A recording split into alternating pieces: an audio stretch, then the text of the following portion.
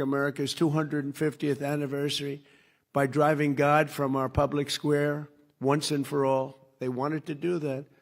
I don't know how anybody could vote for these people. They were so bad, they were so evil, and yet in many ways incompetent, certainly incompetent on policy.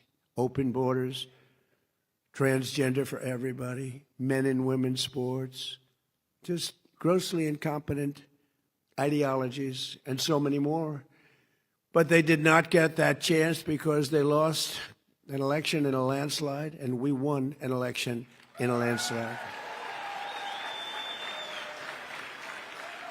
And while I am in the White House, I will defend Christians and all Americans of faith 100%. You have it 100%, and you've seen it already. So upon taking office, I created the first ever Presidential Commission on Religious Liberty, led by Texas Lieutenant Governor, a great guy. I don't know if he's here. I know he's coming over to my office in a little while, a thing called the Oval Office, beautiful office. Lieutenant Governor Dan Patrick, and my friend, Dr. Ben Carson.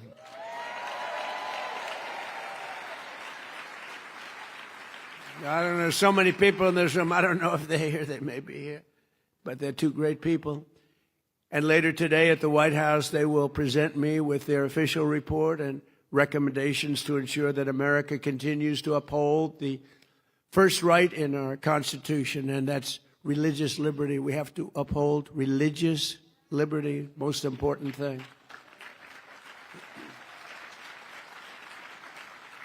On day one of my administration, I ended the weaponization of law enforcement against religious believers. You know that.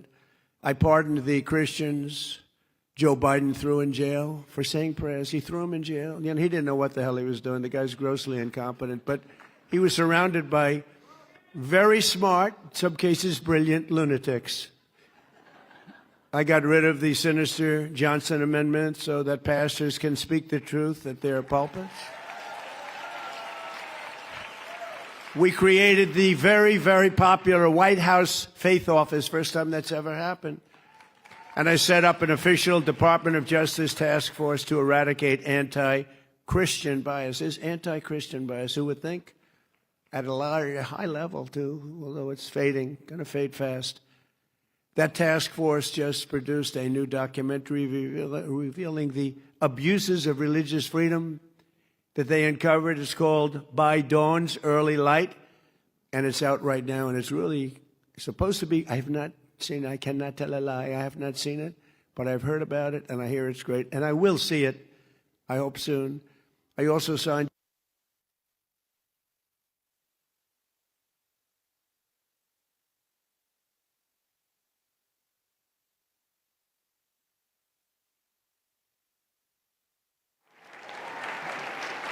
and we reinstated the warriors who were thrown out of our military by the Biden vaccine mandates and restored them to their former ranks, and we let them back with full pay. Is that good? We want to cut costs, but we figured we have to take care of them.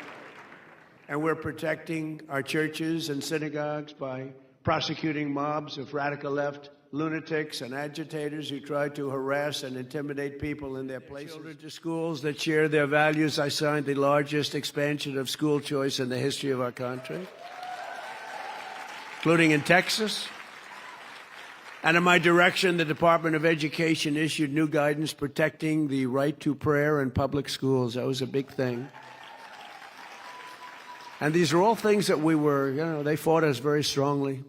Very, very strongly. Hard to believe they'd fight us on that, but we had to fight the good battle, but we won every time. We slashed federal funding for any school that pushes transgender insanity on our youth. We expanded the Mexico City policy to stop taxpayer dollars from being used to promote radical gender ideology around the world. Radical gender ideology, it is. I made it the official policy of the United States government that there are only two genders, male and female. That wasn't too tough. That was sort of an easy one, but, we have a man running in Texas who thinks there are 6 genders. I don't know what. He's going to have to discuss that with us. Can you believe it? 6 genders. And we officially banned the chemical and surgical mutilation of our children.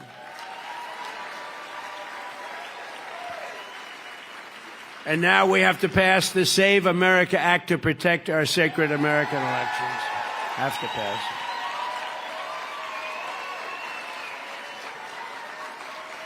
Hard to believe, right? Hard to believe that we even have to fight for this. We have to fight for everything. Nothing comes easy. Nothing. All voters must show photo ID. Not so bad, right? All voters must provide proof of citizenship. Is that so hard? You're fighting the Democrats and a few Republicans who are doing a tremendous disservice to this country. We have a few Republicans that are fighting it. Lisa Murkowski of Alaska. You should call her and tell her to get on the ball. She'll never win another election, I can tell you. She's got to vote. It's called the Save America Act. It's voter ID, ideally photo ID, right? So you can look and you can say, oh, that person's okay. Or, for lots of reasons, that person is not the same person. We want proof of citizenship. And we want no mail-in ballots except for illness, disability, and military deployment or travel. We'll be very judicious. Look what's happening in California, where the ballots still aren't in. They're still not. Can you believe it?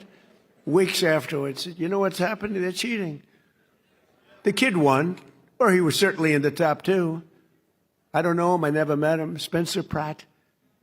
And he went away quietly. We didn't go away quietly, but he shouldn't go away quietly. He should protest because it was, in my very strong opinion, that was a rigged election. That kid should be in the runoffs. The woman who edged him out after like a long time, days and days. And then you'd hear reports, Spencer Pratt is not doing so well, even though he was strongly in the lead. And then you hear, Spencer Pratt has a 20% chance of being in the runoff. I said, they just rigged the election. And then you hear that a woman who nobody ever heard of is in the runoff, not him. And then they tried to hurt Steve Hilton, too. And I called the U.S. attorney and I said, you have to look into this because Steve Hilton did great. He's running for governor. And you could see it. The election was there. He was doing great. Then day after day, you'd hear reports about vote counting. They go on for weeks. You know, Colombia just had an election. The country of Colombia, 30 million voters. And I endorsed. I'm endorsed. We do so well with endorsements, like almost 100% success. But I endorsed somebody running, El Tigre. El Tigre. I liked him. You know why? Because he likes me. I don't know. He used to talk about Trump. I like President Trump. I don't know. How can you not let? So I endorsed him. I didn't know. He was in way down the list. He was not going to win. No chance of winning. I endorsed him and he won. He just announced he won. But think of it. They had 30 million votes. By 9:30 in the evening, every single vote was counted. And there were no complaints. He won. Every vote was counted. Here we are in California. They're going to go for weeks and weeks and weeks. And you know what they do? They cheat. How many votes do we need? How many votes? That's why they take their time. How many votes do we need? Okay, here they are. Honestly, it's terrible. We're a third world country with elections. And we will also enshrine a permanent law that says very easily and succinctly, no men in women's sports and no transgender surgery for our children. Never forget, if the radical left ever gets the chance, they will bring all of this insanity right back at levels that you've never seen before. You will never have seen anything like it if they ever get their chance. And they're trying like hell. I call them the Democrats. I exchanged an E for a U. The Democrats. And it's trending number one, the word Democrat. I just can't believe I didn't think of it 9 years ago. I should have thought. The Democrats, they are horrible. They want to resume the transgender mutilation of our children. They want to restart the war on Christians and churches. And as you saw with the communists elected in New York City recently, they're communists, they're not social democrats. They want to completely destroy the traditional American way of life. Communism is very easy to sell. It destroys everything, but it's very easy. I'll be honest, I think I'd be the greatest communist in history. I'd give free rent. Ladies and gentlemen, from now on, you don't have to pay any rent. From now on, anybody wants a house, don't worry about it. Just pick the house you want. Everybody gets free food. Everything is free from this point forward. Everyone's going to vote for me. The problem is, after 2 or 3 years, the country is a disaster area. The country fails. They always do. It always does. So easy to sell. That first year, boy, you're the most popular. It's happening right now in New York and California. But you'll start living in squalor. You'll live in squalor. There will be no food. There will be no housing. There will be no military. There will be no law and order. There will be no nothing. There will be no nothing. You'll be a third world inhabitant in every way, and everyone will suffer or die. You'll suffer or die. That's what happens. For thousands of years it's been happening by different names. Thousands of years. I'm telling you, I'd be the greatest communist in history. It would be so easy. You wouldn't have to work. You could stay home. The problem is a couple of years go by, the whole place collapses. Always does. Always has. But I'm sorry to say, but assassinations of those who oppose them is a very important element of their ideology. Assassination's a big deal for them. They're animals. They're animals. In many cases, they're not smart, but in some cases, they are.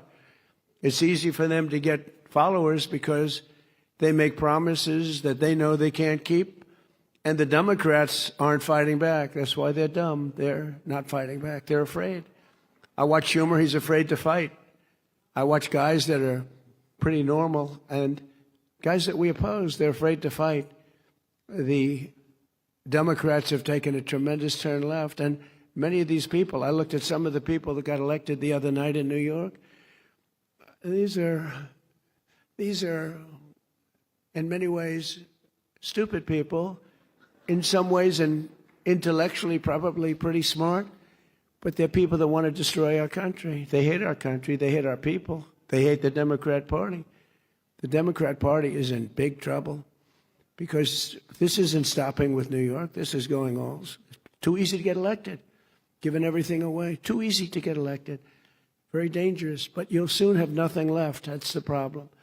In many ways, they're allowing them to just go their own way, do your own. We don't want to take a chance on saying anything bad because we're afraid we're going to lose our jobs if we do. They're afraid they're going to lose their election if they even think about saying anything bad about this new breed of sick people. They're not smart enough or tough enough to fight the plague that's happening. It's happening right before your very eyes. If they fought them the way they fight Republicans or the way they fight me, they'd be victorious. They didn't beat us, but they'd be victorious against the communists. But they don't have the courage to do so, so they're turning communists themselves. It's becoming a communist party. These are not social democrats. These are hardcore, godless communists. They're godless communists. All communists are godless. They don't believe in God. This is the most serious threat to our country since its existence, in my opinion, 250 years ago. This is a major threat to our country. It isn't something that's easily solved, but with a little love and help, some hard work. Because it's ironic, we're celebrating a very important birthday, our most important birthday so far, 250 years. And instead of speaking about Christ, and instead of speaking about freedom and victories of all different kinds, we're speaking about yet another threat to the foundations of America. These ruthless communists will attack all religions, but in particular Christianity. They always do. They're after Christianity more than any other religion. It seems to be more and more throughout the world, maybe because we're doing so well. I don't know. Maybe if we weren't doing well. But you see the numbers, how they're growing, how the churches are filling up. It's a beautiful thing to see. I mean, look, it happens to be during my presidency, so I don't mind taking credit for it. I'm very proud. But a lot of great things are happening. All communist countries attack religions violently. It's part of their deal. As you know, we recently struck Nigeria and largely ended the slaughter of great Christian populations. They have a great Christian population. They were being butchered. Thousands and thousands of people were being killed. Children, women, old people, just being slaughtered, hatched to death. They know that if they go further, the attack will be far greater, and that they don't want to really get involved anymore so much. You know, we hit them very hard. We knocked out their leader. We knocked out their second leader and their third leader. Sounds a little bit like Iran, actually. That's all about a different cause that we have to do, because we cannot let Iran have a nuclear weapon. Can't let it happen. So I'm saving Christians throughout the world, even though we are not in those various countries where you read about this. But they'd like to make our country just like those countries. That's where they started. They started right where we are right now. But I'm saving them by hitting these terrorists very violently and very hard. We're hitting them very hard by the greatest weapons on earth, taking them out. We know where they are. We hunt them down and we take them out. Think of it. They go into a village and they just kill everybody. It's like crazy. They will close your churches in this country. They go communist, and they're trying to. They will kill your people, and that's what they're about. They want to end religion. They have to end religion because their ideology doesn't work. If you have strong religion, people like you that are so incredible and love our country so much and love God. This is the greatest threat to our country since its founding, in my opinion, 250 years ago, what's happening right now. It's the greatest threat. People don't look at that. Well, oh, 3 people were elected. No, it's many more than 3 people.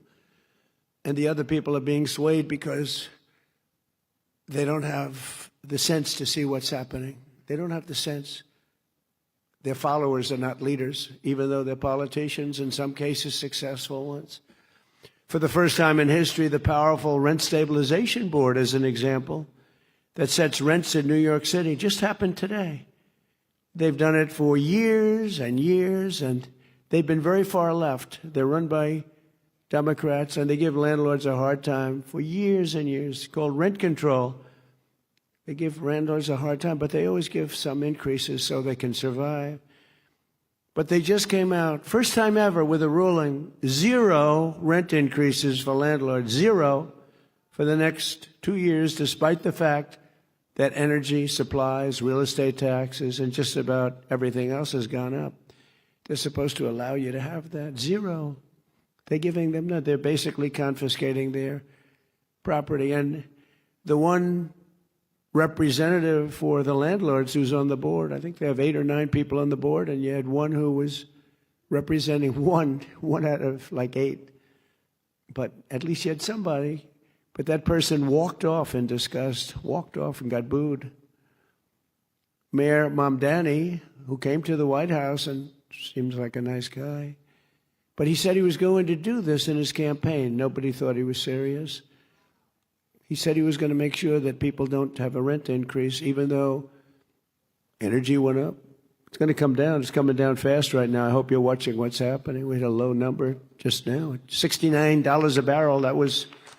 Some people said it was going to be $350 by now. 69, it's going to be 300, 350. Never hit those numbers at all, even in the height of it all. But what the mayor doesn't say is that these buildings will soon turn into ghettos and slums, and that everybody will continue leaving New York. And as this spreads throughout the country, very much like an uncontrollable form of cancer, the country itself will be taken down. It will be third world, strictly third world. And it's happened many times before to very big and very powerful countries. But it's not going to happen to the United States of America. No way.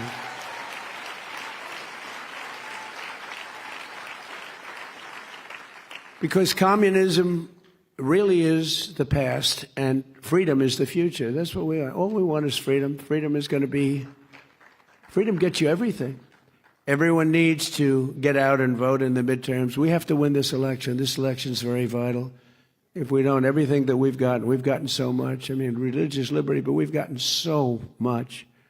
Our military is the strongest in the world. I built it during my first term, strongest in the world. And people respect us again. They respect us maybe like never before. We were laughed at a year and a half ago. We were laughed at. And now we're the most respected nation anywhere in the world.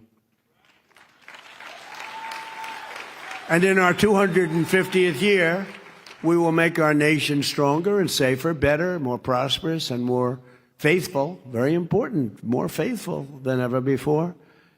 Today, we have the largest economy on earth. We're expanding at a degree and to a degree that nobody thought possible. They never thought what we're doing for the last year and a half. It's only a year and a half. What we're doing for the last year and a half, nobody thought was possible. We have the strongest military on earth. We have the most powerful technology on earth. We're winning on AI. We're winning with automobile manufacturing. Do you see how many plants are coming back into the United States? Tariffs. If they don't come in, they have to pay massive tariffs. Make your car outside, but you have to pay massive tariffs to come in. If you build your car in the United States using U.S. workers, our great American workers, you don't have any tariffs to pay. So they're all pouring in. It should have been done years ago by other presidents. We have the greatest culture on earth, and above all, we have the greatest people on earth. We do. We have the greatest people. But think of it. I was with the King of Saudi Arabia, and he said, Mr. President, 2 years ago, your country was dead. It was a dead country. And today, you're the hottest country anywhere in the world. It's amazing what's happened. We were laughed at. We had a man who couldn't speak, couldn't think. He didn't know what the hell was happening. Kept falling down all over the place. If he was standing here now, he would have been off the stage before he started. But if he was standing here now, he wouldn't know how to get off the stage. You had to lead him off the stage. It was a disaster, and it was a rigged election.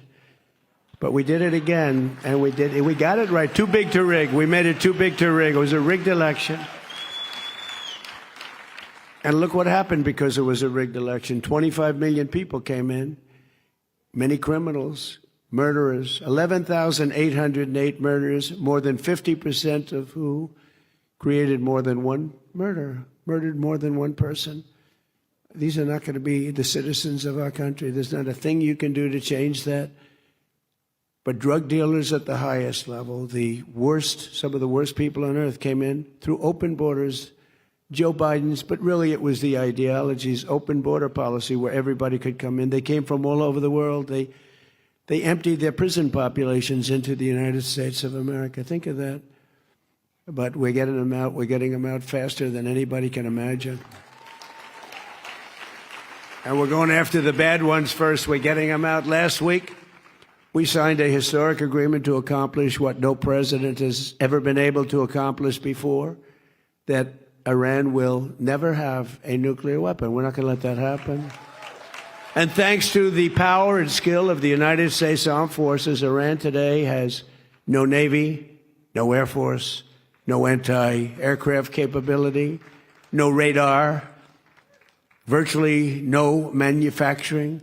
Their drone capacity has been cut by 82%.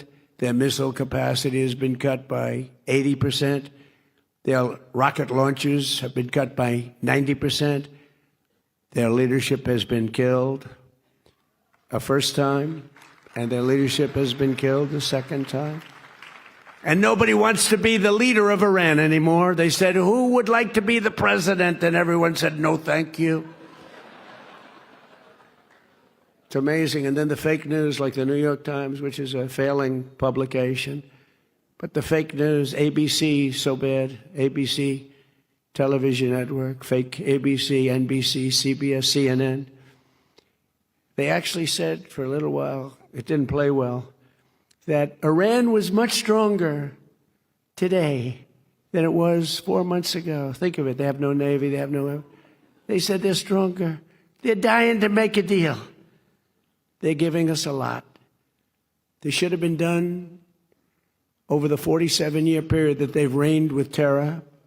And that's what they did. They reigned with terror. When you see a young man or woman walking around without legs or without arms or a face that was obliterated, it happened from the roadside bomb that was created, the creation of General Soleimani, who I killed in my first term, and that was a big killing.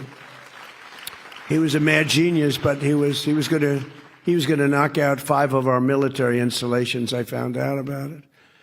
And in all fairness, Israel was supposed to do it with us. And the night before that took place, we heard from Israel that they will not be doing it. They don't want to do it. And I said to a couple of generals that we had who were very good, I said, what do you think, generals? Can we do it? Because we worked on it for 30 days, worked on it with Israel. They said, we'll do it, sir. Can we do it as well? We'll do it better. And he was dead the next day. He was dead in the valley of death. He died in the valley of death. We had him all. We knew when he was coming, where he was coming, how he was getting, that we knew everything, but we lost our partner. I don't blame them that much, to be honest with you, because it's tough stuff. But they told us the night before they won't be doing it. We did it ourselves, and we did it so incredibly well. We also took out the head of Iraq's ISIS division, and we took out both of them by luck with Iraq. But had he lived, because he was a brilliant general, very sick man mentally, but he was a brilliant general, it may have been a different story. I don't think so. I think we would have knocked the hell out of him whether he was there or anybody else was there. But he was a brilliant general. It's one of the biggest things ever to happen in the Middle East, the killing of Soleimani. People have said it's the biggest thing to happen in 100 years because he was a dominant force. I actually think that Khomeini and all of the people in Iran were happy about it because they were afraid of him too. Over the past few weeks, the stock market and your 401ks skyrocketed upward like pretty much nobody's seen before. Oil prices are plummeting downward, and the world is a much safer place. We had to take that detour to knock out Iran. If we didn't do that, and we still have a fight. They have some capability, not much. They're not winning or anything, but they have some capability. They can still shoot. They shot a drone yesterday at a big ship going into the Hormuz Strait. They shot 4 of them. We knocked down 3 of them. One of them, I guess, we didn't miss it. Nobody saw it coming. And it hit a ship and did some damage. But you can't do that stuff. But very soon we're going to be at $2.50 gasoline. I was in Iowa making a speech the day before we did the attack. And again, we had to turn it around. Everything was going so well. It's like, you're doing so well. We have the best economy. Everything's great. And I brought my people into the room, my financial people and other people. I said, listen, we just set a record in the stock market. We just set a record in every single thing, including 401ks. Your 401ks, most of you have 401ks, are at the highest they've ever been, everything. But this was true 3.5 months ago, before the attack. Everything was good. We had records on everything. We were doing great. And I said, I hate to tell you, but we're going to have to take a detour. We're going to have to go to war or go to a military operation, which my people would prefer that I use as a term because war means things that they don't like. But whether you call it war or not, it is what it is.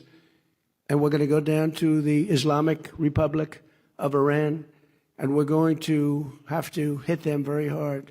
And don't forget, when Barack Hussein Obama did the JCPOC, if you look at that, Barack Hussein Obama, have you heard of him? He was a disaster. He was a disaster.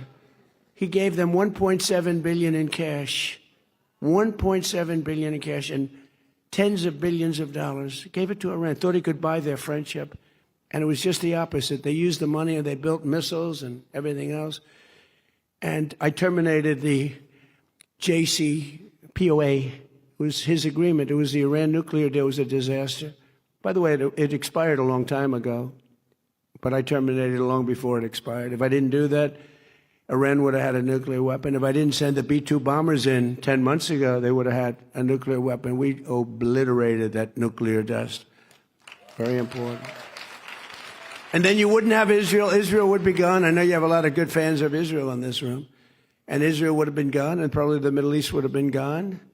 And they could have taken a shot. We would have wiped them out pretty quick, but they could have taken a chunk of us too. But in my first term, I created the greatest economy in the history of the world. The first term was a great success and rebuilt the military, did everything. But now we're blowing it away. We're doing much better this time. And again, we did have to make that excursion. How would you like to be given the best numbers we've ever had as a country and tell people, guess what, we're going to war? And nobody in the room knew what I was talking about because it wasn't their thing. And I said, we got to stop them from having a nuclear weapon. Because you want to see problems? Let a crazy country have a nuclear weapon. You'll see problems like you've never seen before. The stock market has set 73 all-time record highs since the election. And more Americans are working today than at any time in the history of our country. That's pretty good. In January 2025, we inherited the worst, most dangerous, most wide open and insecure border in history. I actually think in the history of the world, I don't think it's just here. You could just walk into the country, and again, they were letting prison populations, they were taking buses and dropping them off at our border, and people coming out, murderers coming out of prison, drug dealers, the worst people. They made our criminals look like nice people. That's the only thing nice. Our criminals, for the first time, looked very nice by comparison to these people. But they dropped 25 million people over 4 years into our country. And it's the single hardest job I have, getting them out. We're getting them out pretty rapidly, but it's a very hard thing. But think of it, prison populations from the Congo, from all parts of South America, from all parts of the world, were taken in, driven through Mexico, and dropped off in our border, and they would walk right into our country. And we've quickly turned it into the strongest and most secure border in the history. We have the strongest border we've ever had now. And for the past 13 months, 0 illegal aliens have been admitted into the United States. 0. We have 0. And those are the numbers, they report them. And they're taken by sort of a left kind of a group. The stats, if anybody did, they'd like to report them. But we have 0. And they don't even try because they know they're probably not going to get in, so they're not going to make this very dangerous march. We're saving a lot of lives. Because in those caravans, remember I named them caravans, they'd have 25,000 people, sometimes more.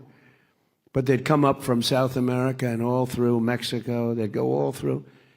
And they go through jungles in Colombia. Really tough jungles, too.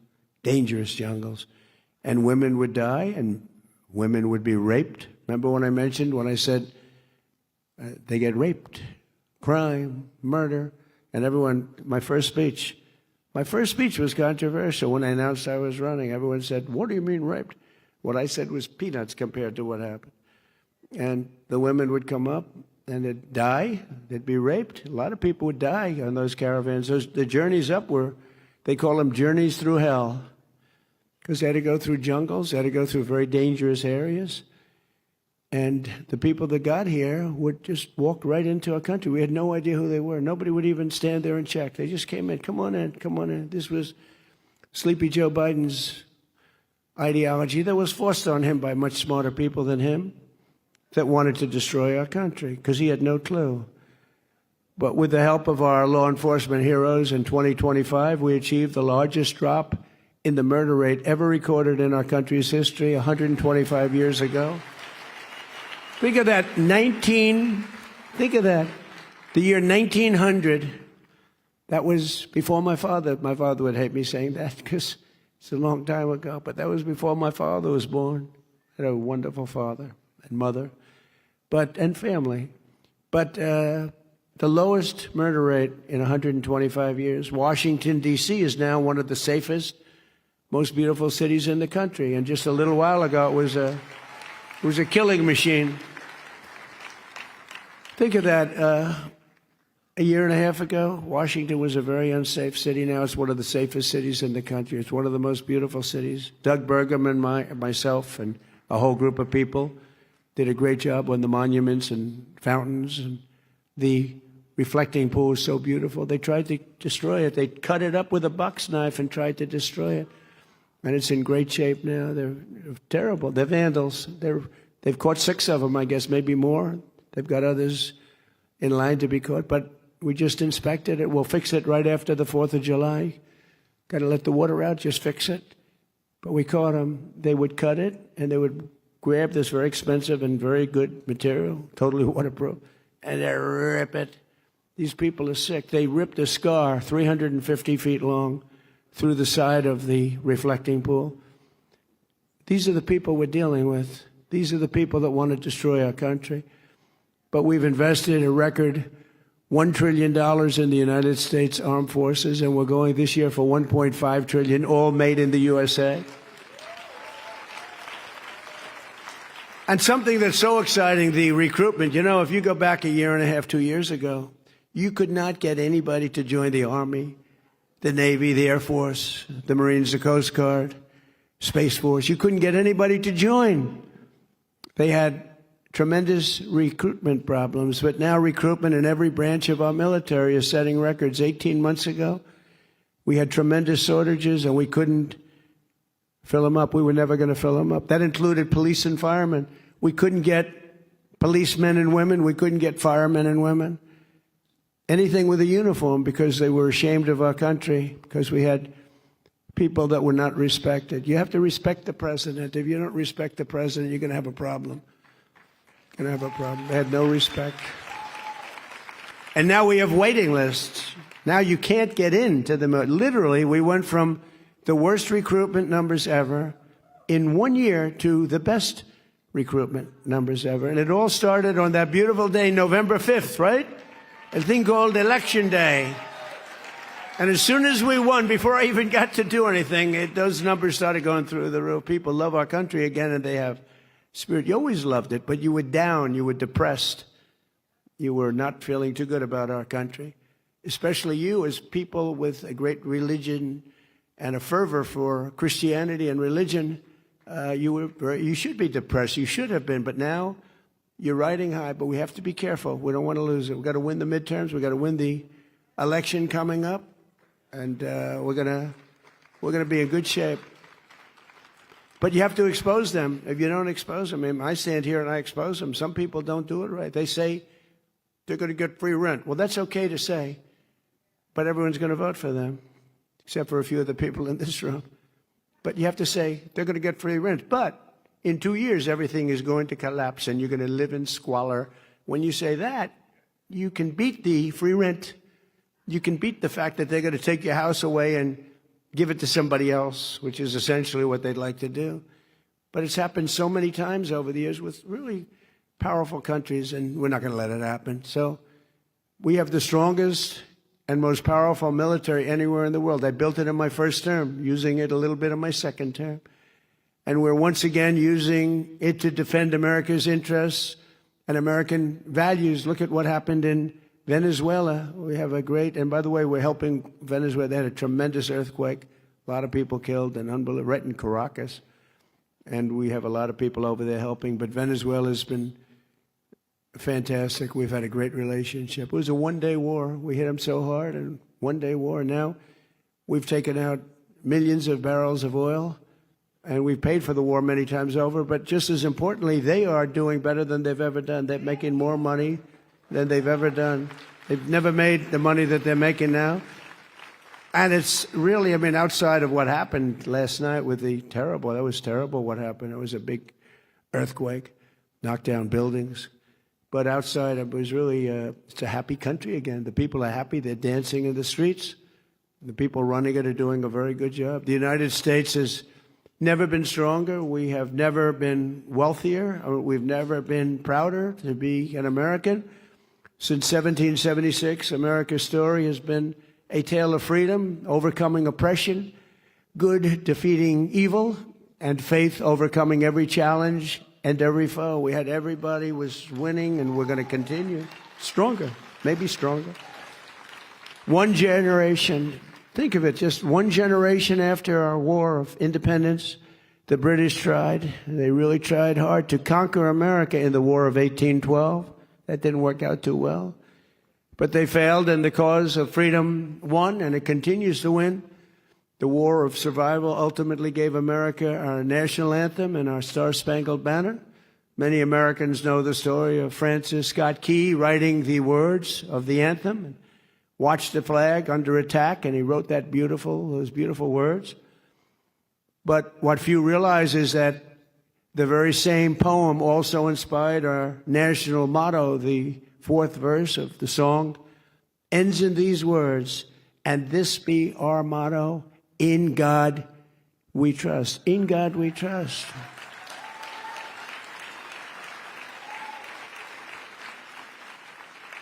And as you know, the Democrats want to end that. They don't want the words, in God we trust. They want to have that stricken. They go to court. They take us to court. We're never changing that. We'll fight for that. We're not changing that. In God we trust. Better believe it. So today, on the threshold of our 250th year, this room is proof that America is still a nation that lives by those magnificent words, in God we trust. With the help of everyone here today and Americans of faith all across this land, we will continue to protect the promise of the Declaration of Independence, one of which actually is in my office, in the Oval Office. So we cherish it. We will continue to defend our values, our traditions, our faith, and our freedom. And as we enter the golden age of America, that's what we have. This is the golden age. We've never had anything like it. We have factories all over the country. We have car plants, AI plants, all sorts of plants. Our businesses are expanding. Our numbers are unbelievable. Remember that we've never had a year with so many number one stock markets. Good to have number one, because that affects everybody. That means jobs. That means success. That's good, as we said, for your 401ks. It's good for your stock investments. Everyone's doing well. We have a country that's just the hottest. It just is so hot. And I'm working really hard to make it even better. We're going to get rid of some of the flaws. We're going to make it even better. But the biggest thing we have to do is we have to stop this horrible thread of cancer that's permeating our country called communism. We have to stop it, because that's what it's about. That's what they want to do quietly. And we ask that God will continue to bless the United States of America, and God will bless the United States of America because of people like you. Thank you very much, and happy Independence Day, everybody. Thank you. Thank you very much. Thank you. Thank you. And you were just listening President Trump at a wide-ranging address and the Faith and Freedom Coalition.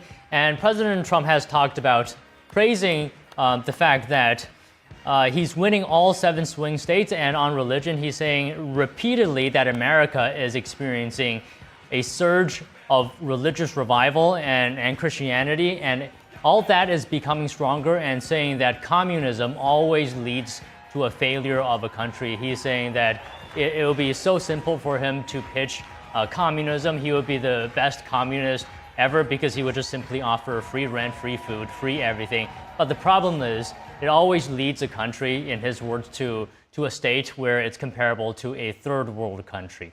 And he also criticized the previous administration, in his words, of persecuting Christians and people of faith. He's saying that the U.S. will always believe in the phrase, in God we trust. Okay, let's move on here. The Iranian regime is trying to assert control over shipping in the Strait of Hormuz. This comes after a cargo ship was attacked in the strait yesterday. Iran's deputy foreign minister says that transit through the Strait of Hormuz is only possible via routes approved by Tehran. Iran's Persian Gulf Strait Authority also saying that transit outside its own routes will not be covered by the guarantee of safe passage. The agency adds that the ships will have to bear all the consequences if they transit through unauthorized routes. Iran's statements come after a merchant ship transiting the strait was hit by an unknown projectile yesterday. President Trump says the Iranian regime launched 4 attack drones at ships, and the U.S. knocked down 3 of them. He calls the attack, quote, a foolish violation of ceasefire agreement. The attack forced the UN Maritime Agency to pause its evacuation efforts in the strait. The agency is saying today that it's working with countries to resume the evacuation. The Trump administration has said that Iran cannot impose its control over the strait or force ships passing through to pay fees. President Trump is threatening some European countries with 100% tariffs. That is, if they choose to proceed with the digital services tax on American companies. The digital services tax targets the revenue of the world's top tech giants, which are usually U.S. companies. Over a dozen countries levy such a tax. France, for example, has levied a 3% digital services tax since 2019. Last week, French President Emmanuel Macron said that he will not scrap the tax despite U.S. pressure. Trump has said that the tax unfairly targets American companies. In a Truth Social post today, he writes, quote, "Please let this statement serve to represent that any country that imposes such a tax will immediately be met with a 100% tariff on any and all goods sent to the United States of America. This tariff will supersede trade deals made with the country, whether implemented, signed, or not." Two Venezuelan nationals have been sentenced for conspiring to steal millions of dollars from ATMs. Justice Department says the duo used malware to hack the ATMs, a crime commonly referred to as ATM jackpotting. The DOJ says the defendants were part of a sophisticated criminal network with ties to Venezuelan gang Trendy Argua. According to prosecutors, the co-conspirators installed malware called Palisades, which allowed them to force unauthorized withdrawals from ATMs. Palisades was also designed to delete evidence of its existence to prevent financial institutions from detecting it. Police arrested the Venezuelan nationals in Lincoln, Nebraska, at the site of a jackpotting in October 2024. Both defendants have been sentenced to 6.5 years in prison. A Utah judge has ruled that Tyler Robinson can face the death penalty if convicted of aggravated murder. Robinson is accused of assassinating Charlie Kirk, the founder of Turning Point USA. Robinson's defense team moved to prevent the state from seeking the death penalty earlier this month. The defense claimed that prosecutors violated court rules late last year after publicly commenting about bullet fragment tests and the strength of evidence against Robinson. They argue the comments could improperly influence potential jurors. The judge held Deputy Utah Attorney Christopher Ballard in contempt of court for his comments about the strength of the evidence against Robinson.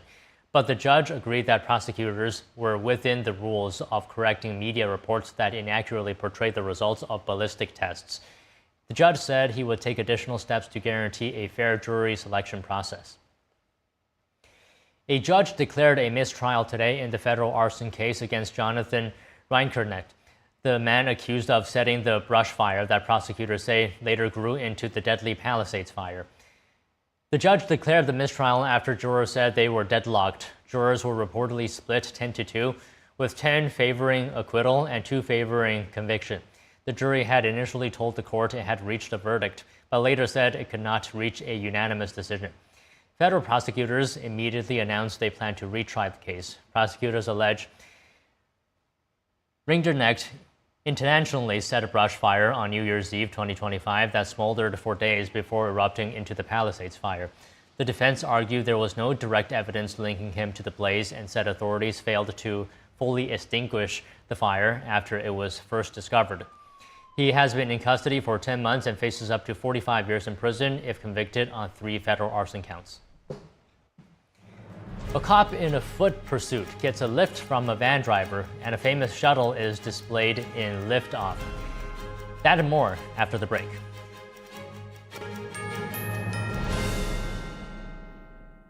Are you sitting at home living in pain? Maybe it's in your hands, maybe your back or your hips. The good news is you don't need to live in pain. Why? Because there is Omega XL, a one-of-a-kind, natural, powerful joint relief supplement created from the green lip mussels of New Zealand.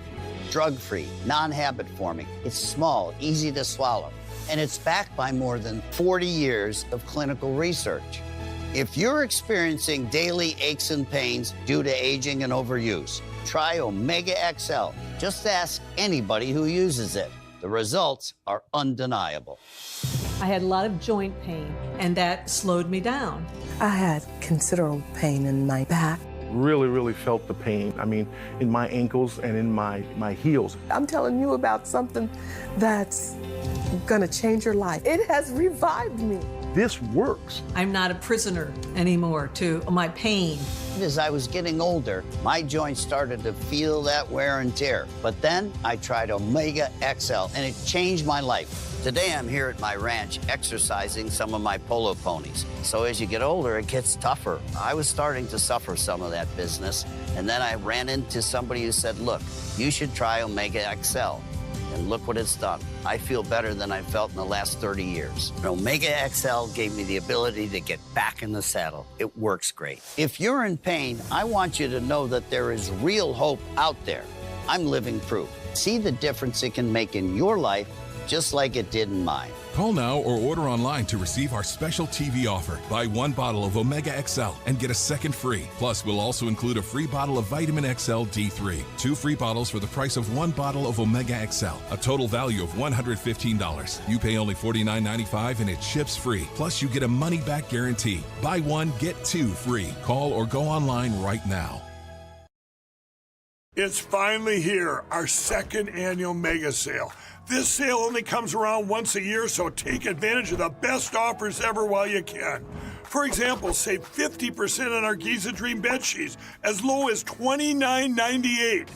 And for the first time ever on TV, MyPillow mattresses and MyPillow mattress toppers, as low as $99.98. And you save 50% on our Lux Pure 6-piece towel sets. Regular $69.98, now only $39.98. And our best-selling standard MyPillows, regular $49.98, on sale for $17.98. Wait on it, mega sale, only $14.98. So go to MyPillow.com or call the number on your screen. Use this promo code to take advantage of our 2nd annual mega sale. But wait, there's more. To make the mega sale even more special, when you order right now, your order's going to ship absolutely free. Over 900 people are now confirmed dead in Venezuela, and thousands more are estimated to have been killed. The first American rescue teams are already in Venezuela trying to save people still buried under the rubble after 2 major earthquakes hit. NTD's international correspondent Erin Pazdar is in South America with the latest. Dios mío, ¿cómo sacamos a la gente de ahí? New footage on Friday shows entire neighborhoods destroyed in parts of Venezuela after 2 major earthquakes hit on Wednesday. They reached magnitudes of 7.5 and 7.2. The U.S. Geological Survey estimates the death toll could reach as much as 10,000. Rescue work is now ongoing, as many are believed to still be trapped under the rubble of collapsed buildings. Some residents say the government doesn't have enough personnel to help with rescue efforts across the country.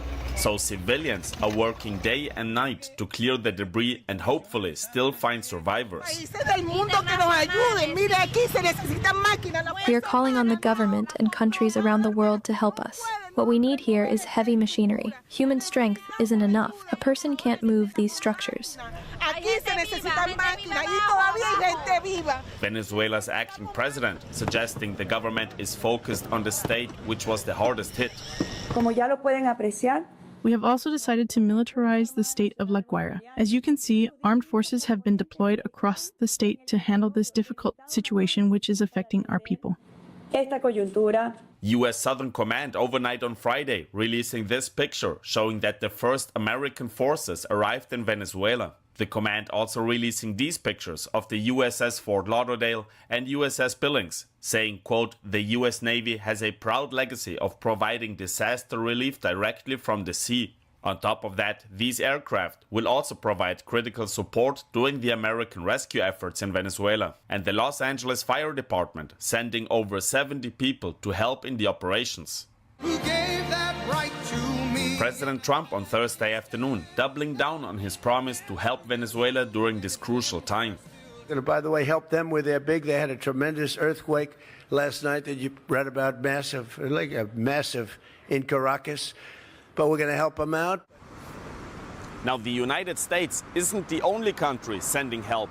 In Europe, Germany, Switzerland and Spain are joining forces to send rescue teams.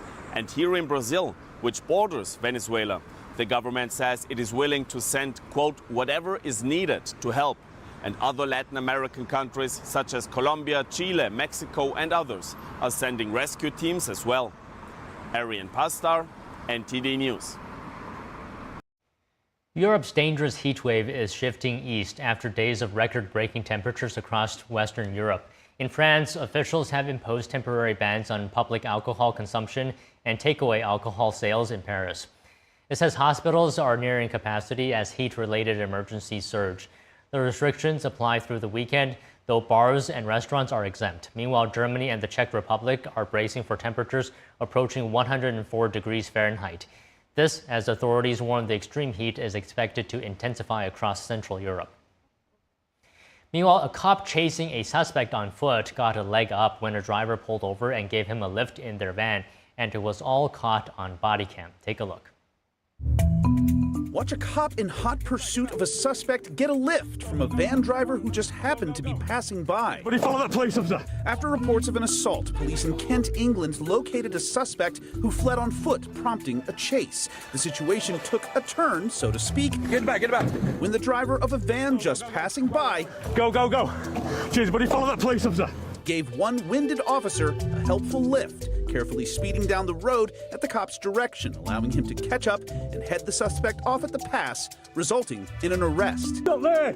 Don't move! The officer made sure to thank his impromptu partner in crime, fighting. That was quite exhilarating. See you later. Hope the rest of your day is a bit calmer. Yeah. Cheers, guys. And from a lift to lift off. That's the position a heralded retired space shuttle will be showcased in what's being called a world first. The decommissioned shuttle Endeavour, one of the most celebrated former orbiters in NASA's fleet, will wow visitors to the soon-to-be-opened Samuel Ocean Air and Space Center, an expansion of the California Science Center. The center touts it will be the only place in the world to see a complete, authentic space shuttle system displayed in a 20-story upright launch position. Endeavour was built as a replacement following the Challenger tragedy and completed 25 missions between 1992 and 2011, when it was retired and moved to California. And come this November, this unprecedented upright position exhibit will allow this intrepid and outstanding piece of space history to stand out even more. Israel and Lebanon signed a framework agreement on ending hostilities. What Secretary of State Marco Rubio says about the progress made. More news after this break. Stay tuned.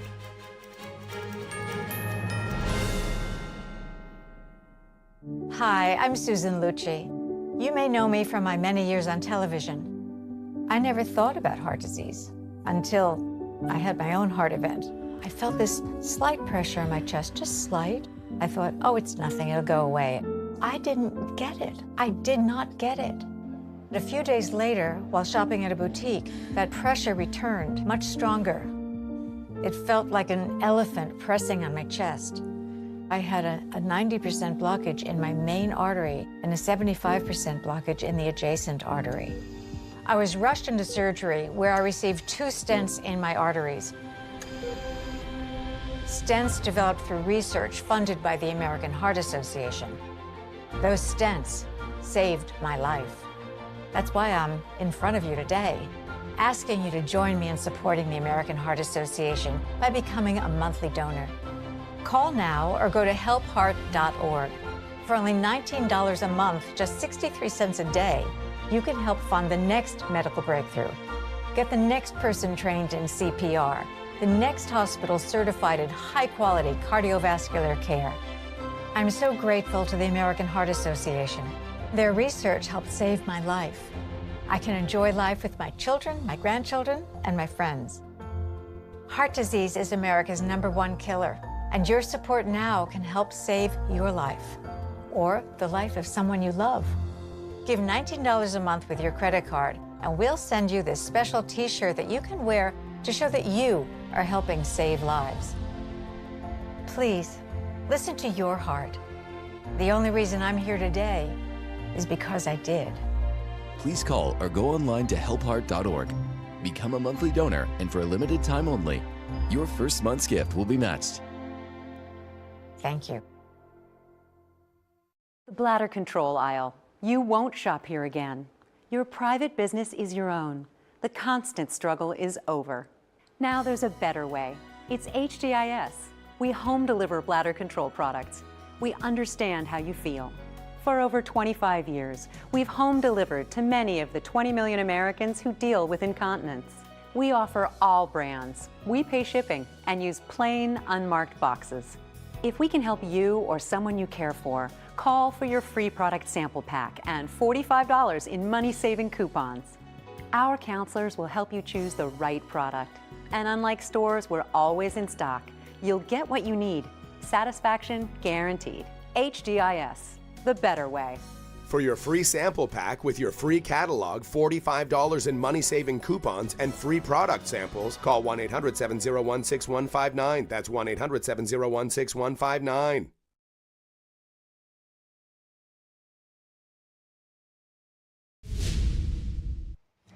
Welcome to NTD Newsroom. I'm Don Ma. President Trump sounding the alarm on what he calls the biggest threat facing our nation since its founding, what he's warning about, and why he says Americans have a way to turn it around.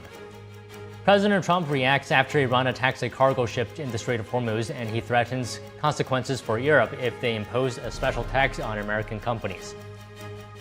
Israel and Lebanon sign a framework agreement on ending hostilities. What Secretary of State Marco Rubio says about the progress made. The man accused of sparking California's deadly Palisades fire will face a new trial after a jury failed to reach a verdict.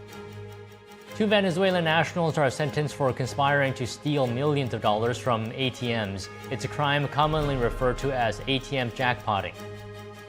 Over 900 people are now confirmed dead in Venezuela, and thousands more are estimated to have been killed after 2 powerful earthquakes hit the country. The first American rescue teams are already in Venezuela.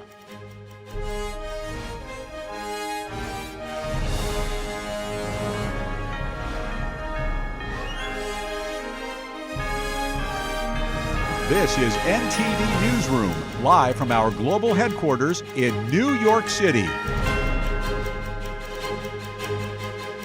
President Trump says communism is now posing the biggest threat to our nation's founding. He's also giving a stern warning to Democrats as a slew of self-proclaimed democratic socialists gain ground in New York. Joining us now live is NTD's White House correspondent Iris Tao. So Iris, good afternoon. What is the president saying today?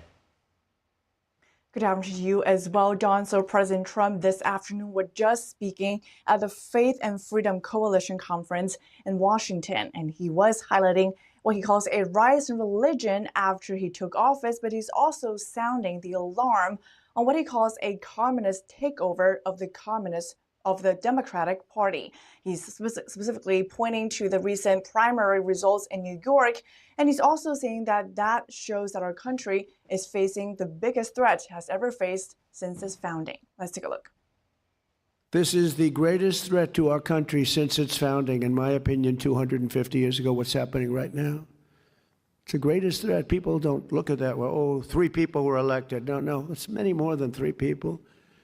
The Democrat Party is in big trouble because this isn't stopping with New York. This is going all. It's too easy to get elected, giving everything away. Too easy to get elected. Very dangerous, but you'll soon have nothing left. That's the problem.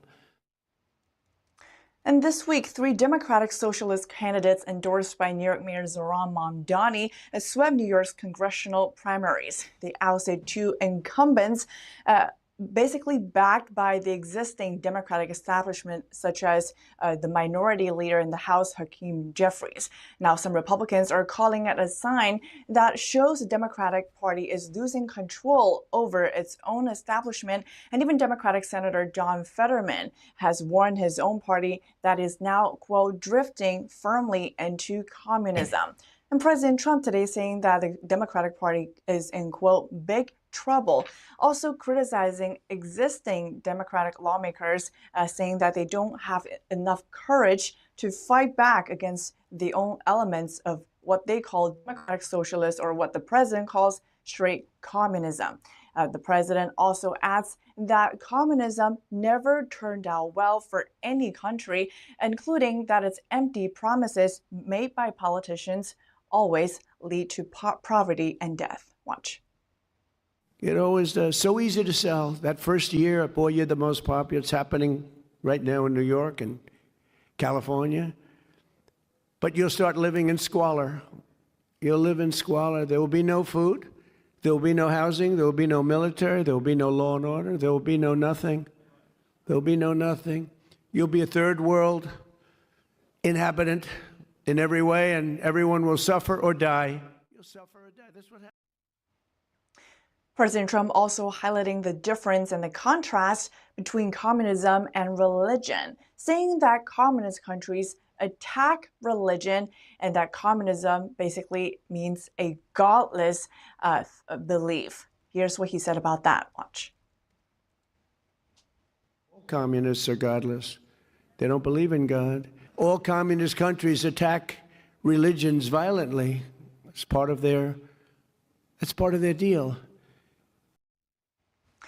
That said, the president says there is hope for the country as he's calling on Americans to go out and vote in upcoming midterms, calling it a vital chance that would determine the direction of the country. He's also calling for the passage of the Safe America Act, which he says would boost election integrity and make sure that the country stays on the right path. Back to you.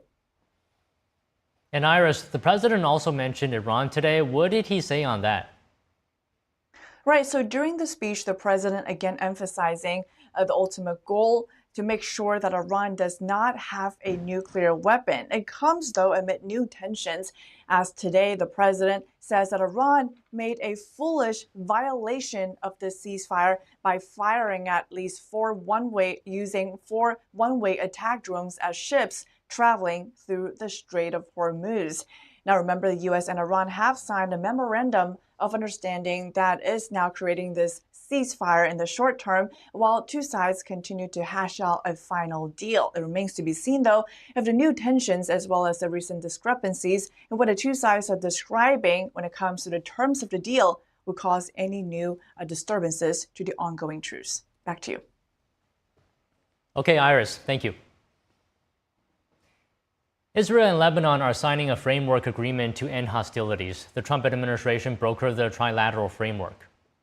It's the beginning of the beginning. There's a lot of work ahead. We don't in any way underestimate the difficulty of the task ahead, but we understand the importance of it, how vital it is, and we are honored to have played a part in bringing this together. In this performance-based trilateral framework agreement, Iran is out, Hezbollah is out, and the road to peace between Israel and Lebanon is in. The agreement comes after delegates from Israel and Lebanon met with U.S. officials in Washington, D.C. for over 4 days. The deal aims to lead to a future agreement on broader peace. Under the agreement, Israel will withdraw from some areas in southern Lebanon and transfer them to the Lebanese military. All three sides say the people of Israel and Lebanon need to be able to live in peace and security. They say they believe the agreement today is one step closer to achieving that. President Trump is threatening some European countries with 100% tariffs, that is, if they choose to proceed with a digital services tax on American companies. The digital services tax targets the revenue of the world's top tech giants, which are usually U.S. companies. Over a dozen countries levy such a tax. France, for example, has levied a 3% digital services tax since 2019. Last week, French President Emmanuel Macron said that he will not scrap the tax despite U.S. pressure. Trump has said that the tax unfairly targets American companies. In a Truth Social post today, he writes, quote, "Please let this statement serve to represent that any country that imposes such a tax will immediately be met with a 100% tariff on any and all goods sent to the United States of America. This tariff will supersede trade deals made with the country, whether implemented, signed, or not." And Ukraine launching a major nighttime attack on Russia. Meanwhile, President Trump is saying Iran has violated the ceasefire with the U.S.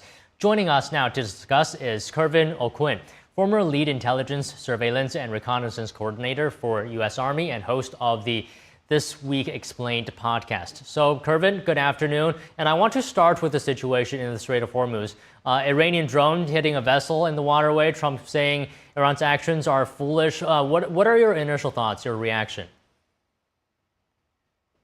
Yeah, first of all, Don, so good to see you again. It's always good talking to you. I think, first of all, here, President Trump is right to highlight that. But look, Iran knows what they're doing. They know that the West has no appetite for another attack within the Iranian borders.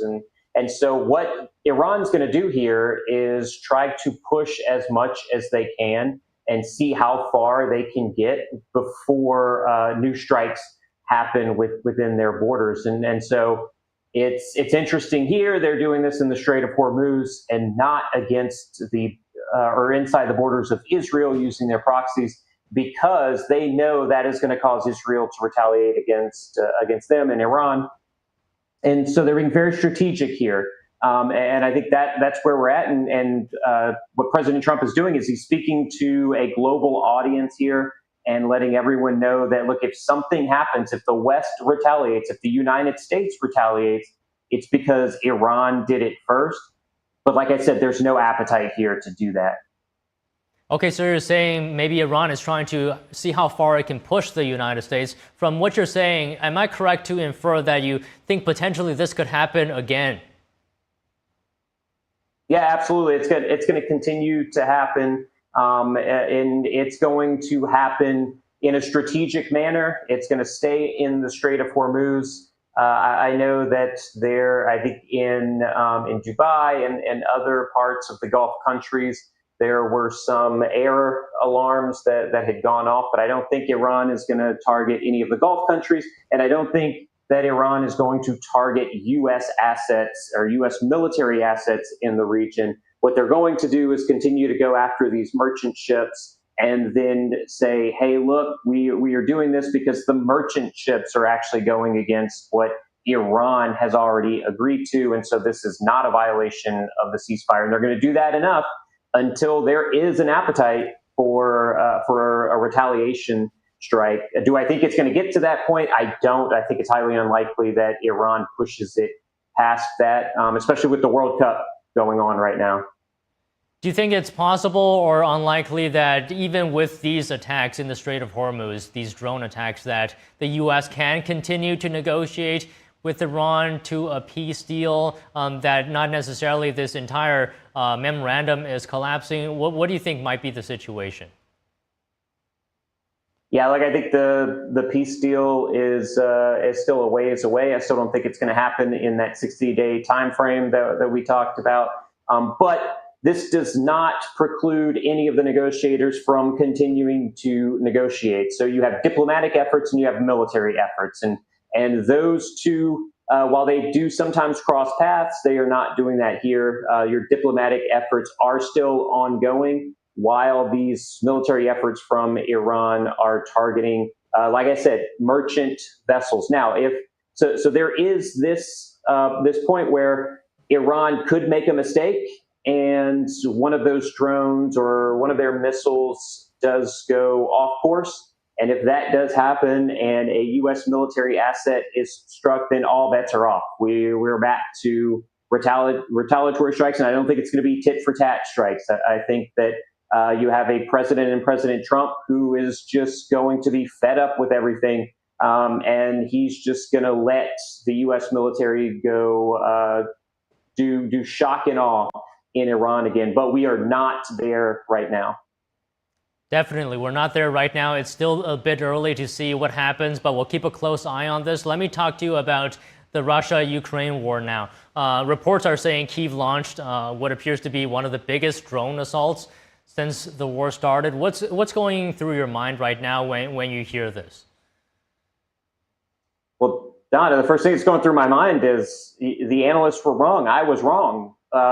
We said for so long that a war of attrition favors Russia. And what we're seeing now as this war continues years and years and years is that Ukraine adapted. They have really created this new drone war, right? So we talk about drone war and we think of the United States and their large UAVs that are sending Hellfire missiles onto targets.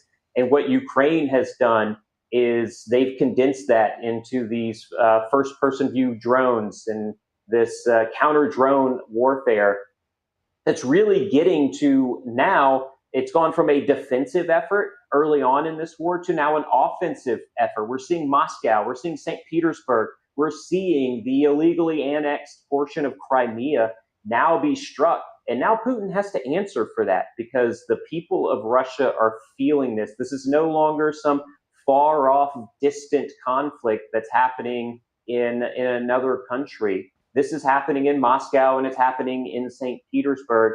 and the Russian government's going to have to wake up to this. So, I mean, what is Ukraine's strategy, military goal right now, striking deep into Russia, attacking critical infrastructure? Is it to hit the funding source behind Russia's military? Can you elaborate on what the goal is? I think it's twofold. I think you're right there. It's the funding, right? But the other thing is the logistics. Logistics is, take it from me, logistics wins wars. And if you lose those logistics, that oil flow to fuel those tanks and fuel the trucks that are getting to the front lines, if the fuel no longer makes it there, then your logistics no longer makes it. Your aircraft can no longer fly. And that is a problem for any military. And I think that's what Ukraine is trying to hit at. And then they're hitting Moscow because they're trying to diminish the morale of the Russian people. They don't care about the Russian military because they're going to do what they want. But if they can diminish the morale of the Russian people, that is going to start possibly these Gen Z uprisings that we're seeing in Southeast Asia and in Africa. It could happen in Russia. It could happen against Putin. And that is going to be dangerous for Putin and for the Russian government. And I think that's what Ukraine is looking at. And look, they are making a choice here, and it could fall flat, or it could be the thing that turns this conflict in Ukraine's favor and has them actually win this conflict. Okay, let me just piggyback off of what you just said. Ukrainian President Vladimir Zelensky is saying Moscow will burn if Russian attacks continue. So you're saying earlier that Ukraine is adapting, and after this show of strength by Kyiv, what does this statement mean, and should Putin take it seriously? I think absolutely Putin should take it seriously. But like I said, this is to the Russian people. And what I failed to mention there is I think it's also for Western European resolve. And it could also be a push to the United States. Hey, look, we are not this small country that is trying to defend ourselves. We are actually pushing the front lines back in our favor. And if you would just continue to support us, this war's not going to last forever. You continue to support us, we're going to diminish the Russian empire, we're going to diminish the Russian military, and that is good news for Western Europe, for places like Poland, like Finland, Sweden, Georgia. Those countries are going to be safer if Ukraine gets more Western support and they are able to accomplish a complete victory in this conflict. Okay, if you were to guess right now, do you think Ukraine has thoroughly convinced Putin at this moment that he cannot win this war cheaply? Oh, Don, always with the great questions, Don. That's why I love coming on here. That is a great question. I don't think that they have convinced Putin yet.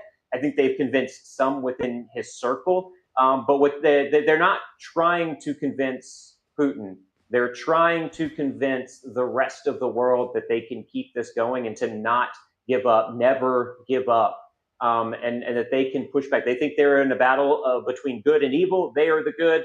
Russia is the evil in this. And in battles between good and evil, good always prevails. That's their thought, and that they're going to continue to prevail. But they have already reached Putin because he has reached out and has said he is ready to negotiate. Whether this is in good faith or not, we don't know, but he is ready to negotiate. That means something has changed.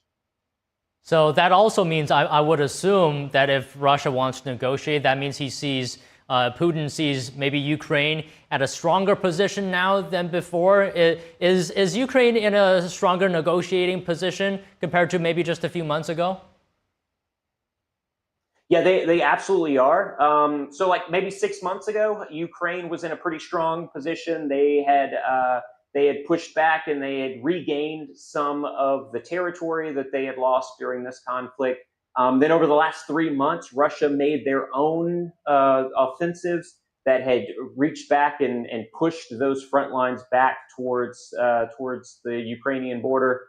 But I think what we're seeing now is And so we've seen this ebb and flow, and now it is flowing back towards the Russian border. So Ukraine is pushing back. So we are probably at the same point we were about 6 months ago when we started all of these discussions on let's get the two leaders together in good faith negotiations, because Ukraine is at a good point to negotiate. We're back to that. Ukraine is at a good point to negotiate again.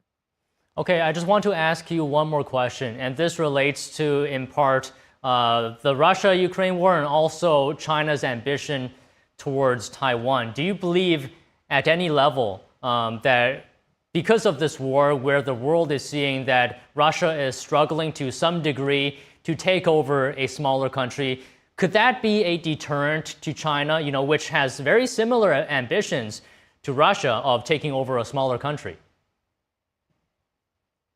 Yeah, and very much so. I think this is a good case study for Xi, for the CCP, the PLA, the Chinese, of trying to take over Taiwan. First of all, I would say first, Taiwan's not Ukraine. I think it's more difficult to take Taiwan. And in studying, and I have, in my career, studied what an invasion would look like, and it would be very difficult for the Chinese. I don't think they want to do that. I think they would rather they would rather influence the elections, and I think that's what they're trying to do now, is influence elections for 2028 in Taiwan. And I think that an invasion is a last-ditch effort. And I do believe, I really do think, and my assessment is it's highly likely that Xi is seeing what's happening in Ukraine right now and going, that wasn't supposed to be that difficult. And look at what's happening to Russia. It could be far worse for China in Taiwan if we try to do something. Yeah, you raise a good point that China may be using the influence operations, asymmetric warfare against Taiwan, to take it over rather than kinetic war. Well, Kervin, it's always good to hear your insight. Thank you very much, and have a good weekend.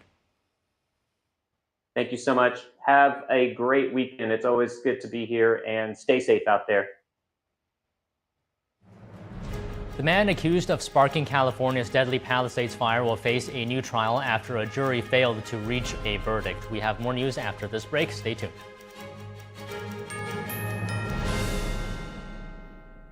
Amazing grace, how sweet the sound that saved a wretch like me.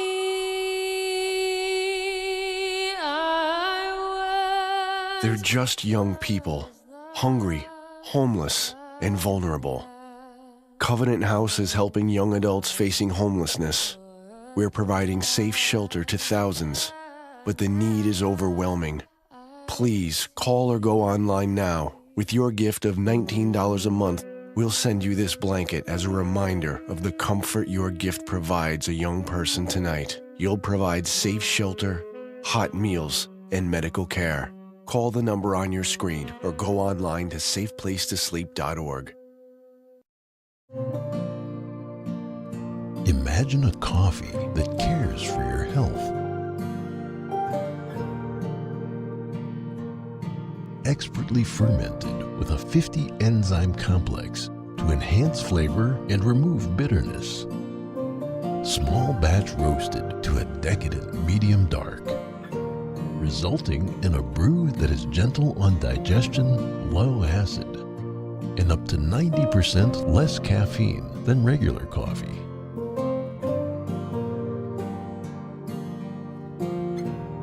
Try America's first enzyme fermented coffee today.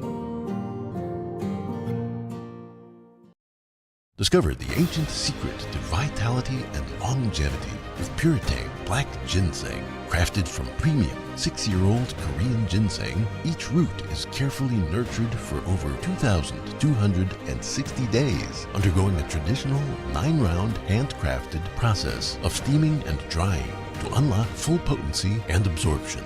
Experience pure, natural energy with Puretang Black Ginseng. Order now at puretang.com. Introducing the Quest Wise Soothing Herbal Eye Patches. It comes with 30 pairs and can be used to help combat tired and strained eyes. The natural herbal formula provides a cooling, minty, and refreshing effect that stimulates natural tears and awakens your tired eyes. Placing the eye patches around your eyes helps to reduce dryness and massages acupuncture points. They can be worn while reading, studying, using electronics, and provide hours of long-lasting relief.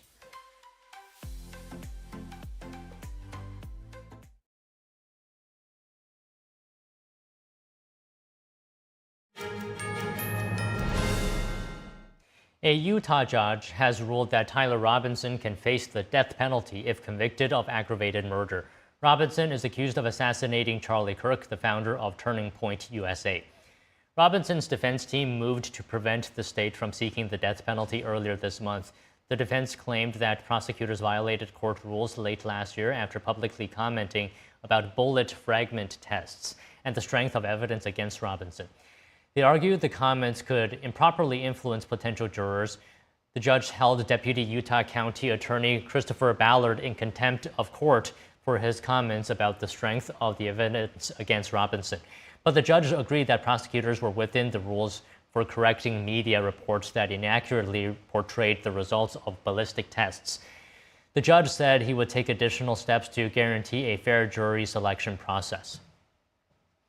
A judge declared a mistrial today in the federal arson case against Jonathan Rinderknecht, the man accused of setting the brush fire the prosecutors say later grew into the deadly Palisades fire.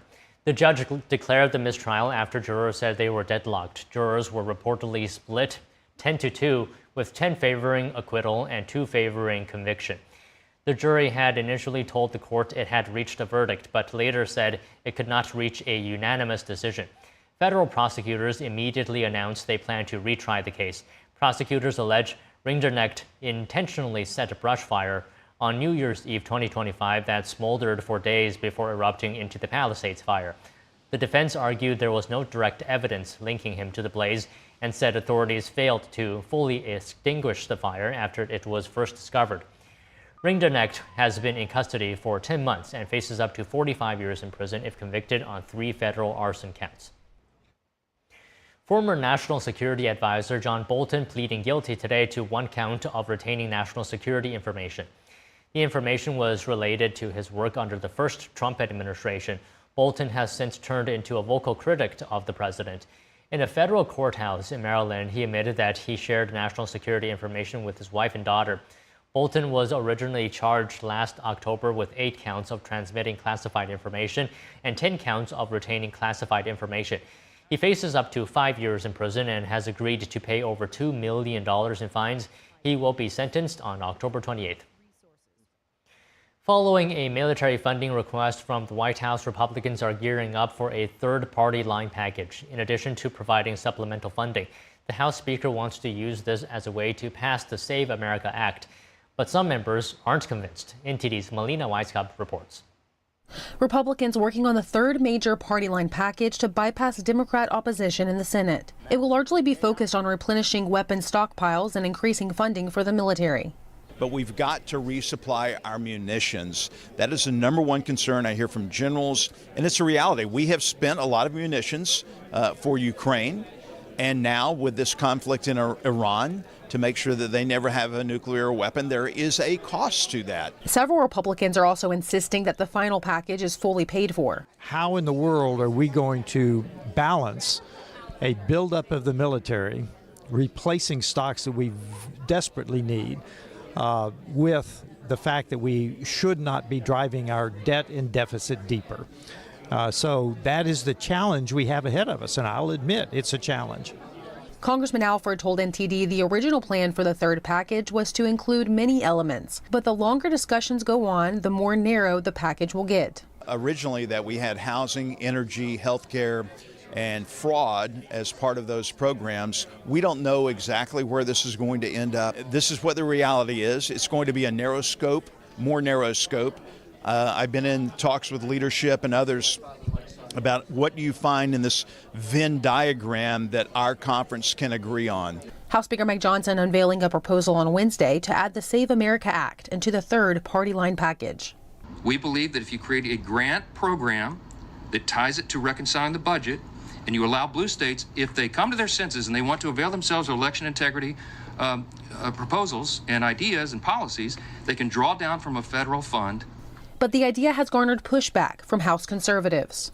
Don't think we're going to just go add some token measures onto what, frankly, is not even a product yet that we should be sending over on its own merit, the reconciliation bill, and then say that we've somehow accomplished what we need to do on the Save America Act. And we fund this Real ID measure, and then we'll just take care of this because we'll have voter ID. That's not enough law that is created because the blue states won't opt into that. They will opt out if needed. Congresswoman Lauren Boebert saying if this is the path, the election integrity bill should be tied to existing and necessary funds, not optional funding. Reporting from Washington, D.C., Melina Weisskopf, NTD News. 147,000 missing migrant children have been found by the Trump administration so far. This is according to White House border czar Tom Homan. He spoke at a conservative event earlier this morning touting the administration's immigration policies. Here's what he said on the missing children. The last administration, nearly 500,000 children were smuggled into this country, separated from their parents, put in hands of criminal cartels, and released to unvetted sponsors. Many of the addresses provided by the sponsors didn't exist. We're out there looking for these kids, and the address is a supermarket, a parking lot, a church, shopping mall. Many of the IDs provided by the sponsors were fraudulent. But under President Trump's leadership, we have already found 147,000 of these children. Now, many of these children were safe with their family, just hiding out because they don't want to be deported. But many, too many, were victims of sex trafficking and forced labor. According to the Department of Homeland Security, during the Biden administration, 450,000 unaccompanied migrant children have lost contact with authorities inside the country. Most of them were located in cities with sanctuary policies. Homan also criticizing the media's portrayal of the administration's policies as inhumane, arguing strict border enforcement saves lives. Take a listen. These are done by independent groups. Up to 31% of women that make that journey coming to the United States get sexually assaulted. So when President Trump has illegal immigration down 97%, how many women aren't being raped? How many children aren't dying making that journey? How many known suspected terrorists aren't coming into the country? How many pounds of fentanyl isn't coming across the border to kill Americans? President Trump is saving thousands of lives every month, but no one wants to talk about it. According to Customs and Border Patrol, more than 100 million lethal doses of fentanyl were seized last month, hitting a historic record. 2 Venezuelan nationals have been sentenced for conspiring to steal millions of dollars from ATMs. The Justice Department says the duo used malware to hack the ATMs, a crime commonly referred to as ATM jackpotting. The DOJ says defendants were part of a sophisticated criminal network with ties to Venezuelan gang Trendy Aragua. According to prosecutors, the co-conspirators installed a malware called Plautus, which allowed them to force unauthorized withdrawals from ATMs. Plautus was also designed to delete evidence of its existence to prevent financial institutions from detecting it. Police arrested the Venezuelan nationals in Lincoln, Nebraska at the site of a jackpotting in October 2024. Both defendants have been sentenced to 6.5 years in prison. Over 900 people are now confirmed dead in Venezuela, and thousands more are estimated to have been killed after 2 powerful earthquakes hit the country. The first American rescue teams are already in Venezuela. More news after this break. Stay tuned for more.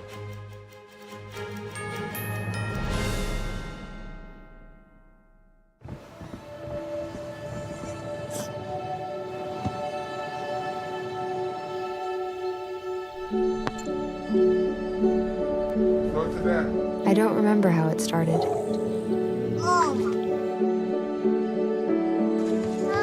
Our back and forth. Victory. Fumble.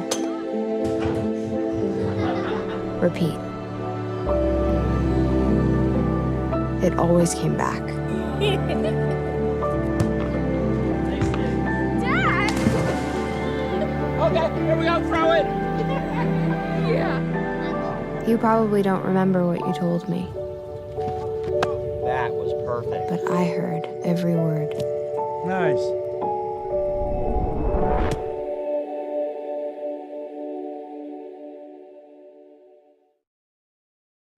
I was a quarterback at Hardaway High School. College first round draft pick, on and off the field. We were taught to not show any signs of weakness. During the football season, I would stop eating. But I didn't know I was depressed. I thought that something was wrong with me. For 20 plus years was physical. We didn't have any education behind what mental health was. I started to learn it starts here first. If this is together, I'll be better as a father, as a man, and as a husband. Put the importance on your mental health. I'm not scared to talk about it anymore. The first tool is therapy. The second one is positive self-talk. And then journaling, putting your thoughts on paper. We have to redefine what being a strong man is and heal, love your mind. I am so glad you ladies are here. You each have your own rooms. Thank you. Get settled in. I'll call you for dinner. Adopting teen sisters, it's a lot. Girls, you're gonna be late.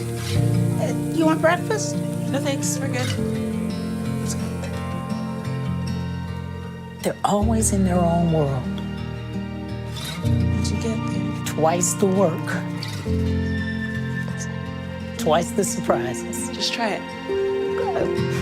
But if you think of it that way, they're also twice as fulfilling.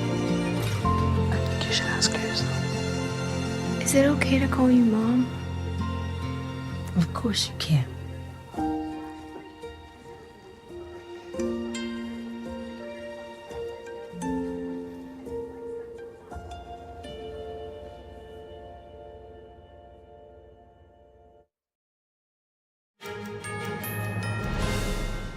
President Trump spoke earlier at the Faith and Freedom Coalition event saying that America is experiencing a religious revival and that Christianity is becoming stronger, while also saying communism leads to economic collapse, loss of freedom, and societal breakdown. Joining us now to discuss the highlights of his speech is Brian Leib, political and foreign policy analyst.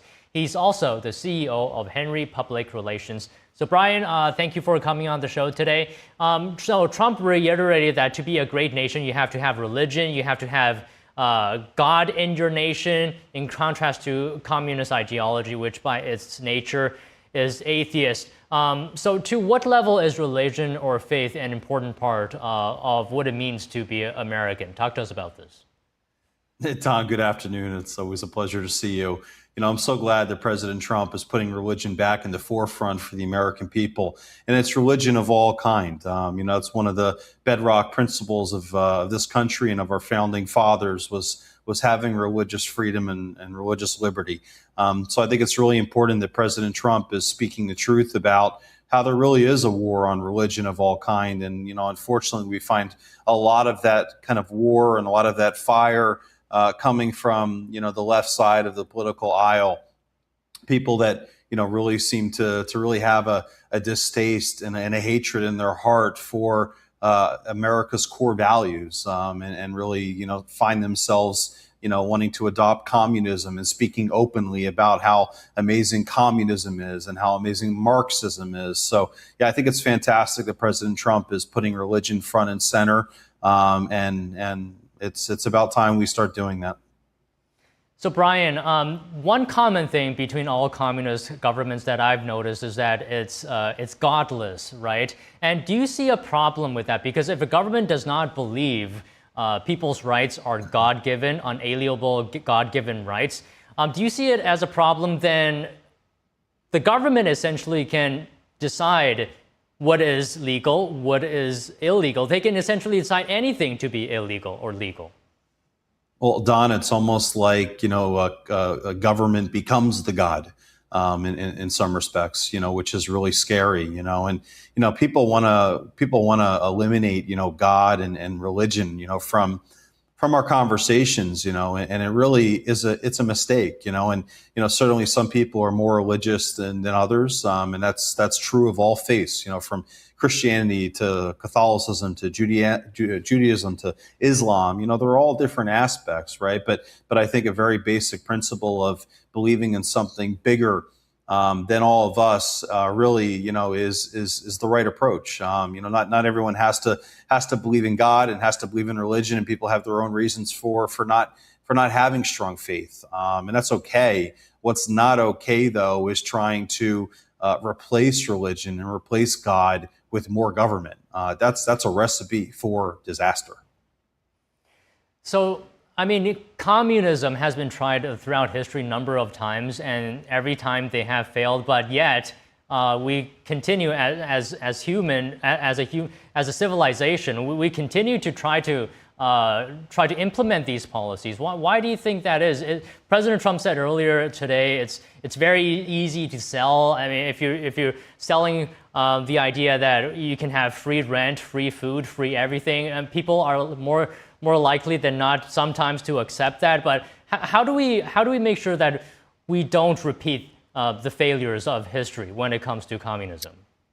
Well, I think we just have to keep speaking out against it. Certainly the history of communism and how that has directly destroyed societies, cultures, families, and people is very well documented, so people can see it. But you speak to the question you're asking speaks to really a much bigger situation. And it's not just something happening here in the United States, but all around the world, where people are just they're frustrated, and people want to look to government to save them, and that is just, again, as I said earlier, that's such a recipe for disaster, wanting the government to save you.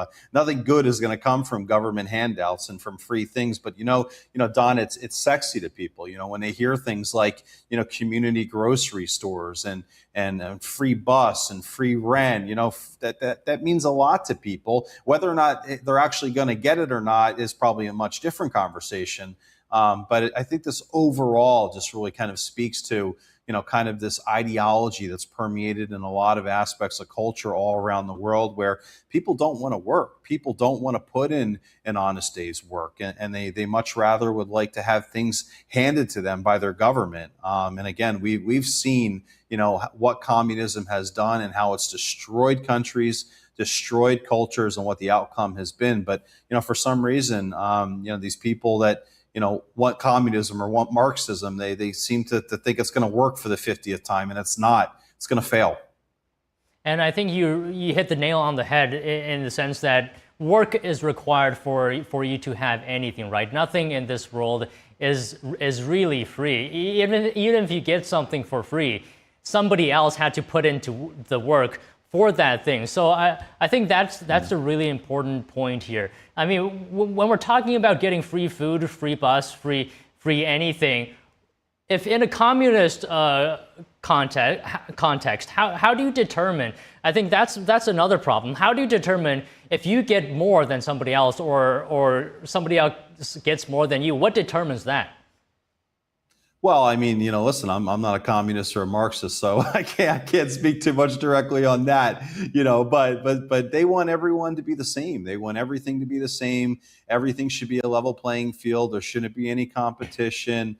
And again, that's a real problem. I mean, listen, I get it. Again, people are frustrated, with potentially maybe how the economy is in certain places. But you know what? You have to work. It's like so funny. Like I see these things and I hear people say all the time, when they see someone, that's on vacation, and they say something like, hell, it must be nice, you're on vacation, and the person thinking, or the person that they said that to, probably had to work pretty hard to be on vacation, so it's like, yeah, it is nice to be on vacation, because that's what hard work does. So I really think that's such an issue here, as we see it permeating our culture, Don, especially in the United States of America, and especially in a lot of the big blue cities throughout this country, like LA and Chicago and New York City and Philadelphia and others, is that there's just this ideology of not wanting to work and not feeling like you have to work because, well, the government's going to give me handouts, or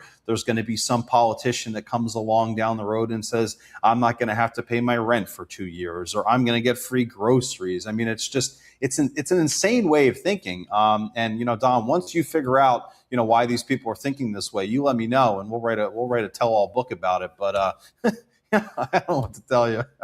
It's almost stealing in a sense in the examples that you gave where you're getting free rent, free food, because somebody put in the work for that and you're taking it for free, right? Let me just ask you one more thing. We saw these winning streaks by Democratic Socialist candidates in the New York primaries. Do you think nationally, has there been any traction for democratic socialism, or is it just contained in these blue cities?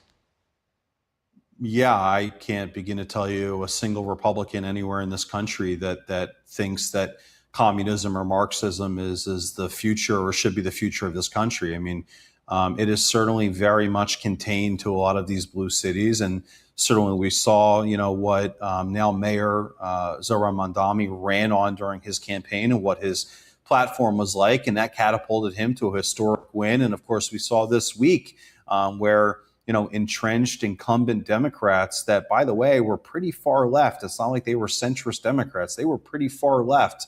But they got their clocks cleaned by Mamdani-backed candidates because people are brainwashed into this thinking that everything's going to be handed to them. And I think you just said, it's kind of more of a feeling than actual like a rational thought. And that's what it is. It's just a feeling. It's a feeling of being upset at the system. Well, if you're upset at the system, change the system.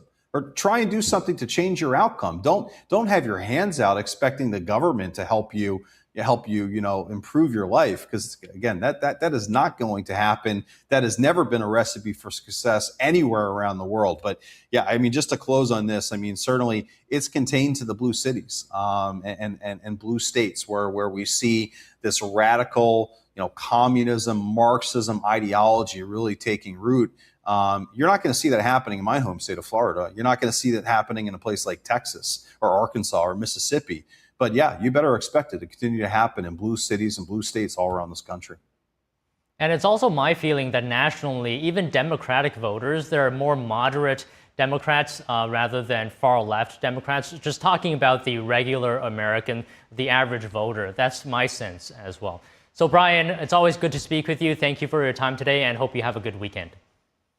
Thanks, Don. Have a great weekend. President Trump is at the White House where he's receiving the Religious Liberty Commission's report. He is having the event and is expected to focus on religious freedom and the Commission's recommendations. Let's listen in. The Establishment Clause meant that religion had to be kept in a closet. We saw over and over again students being told they can form a club, but not if it's a religious club. They can speak at commencement, but not if they mention God. Parents can get vouchers, but not if they use it at a religious school. Over and over again, double standards where religious Americans were victimized.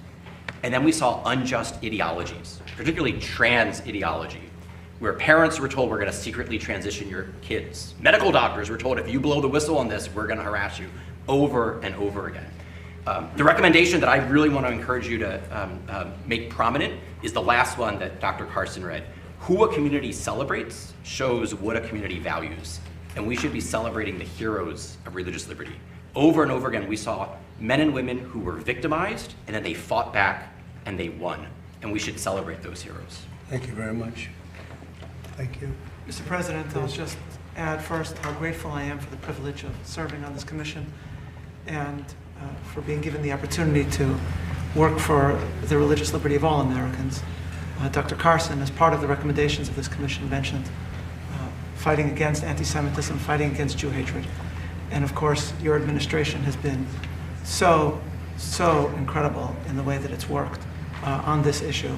I'll be heading back now for Shabbat to New York. As you know, the Jewish community there faces a lot of threats, and it's a scary time in New York right now. Serious threats. Very serious threats, as you mentioned in your speech today.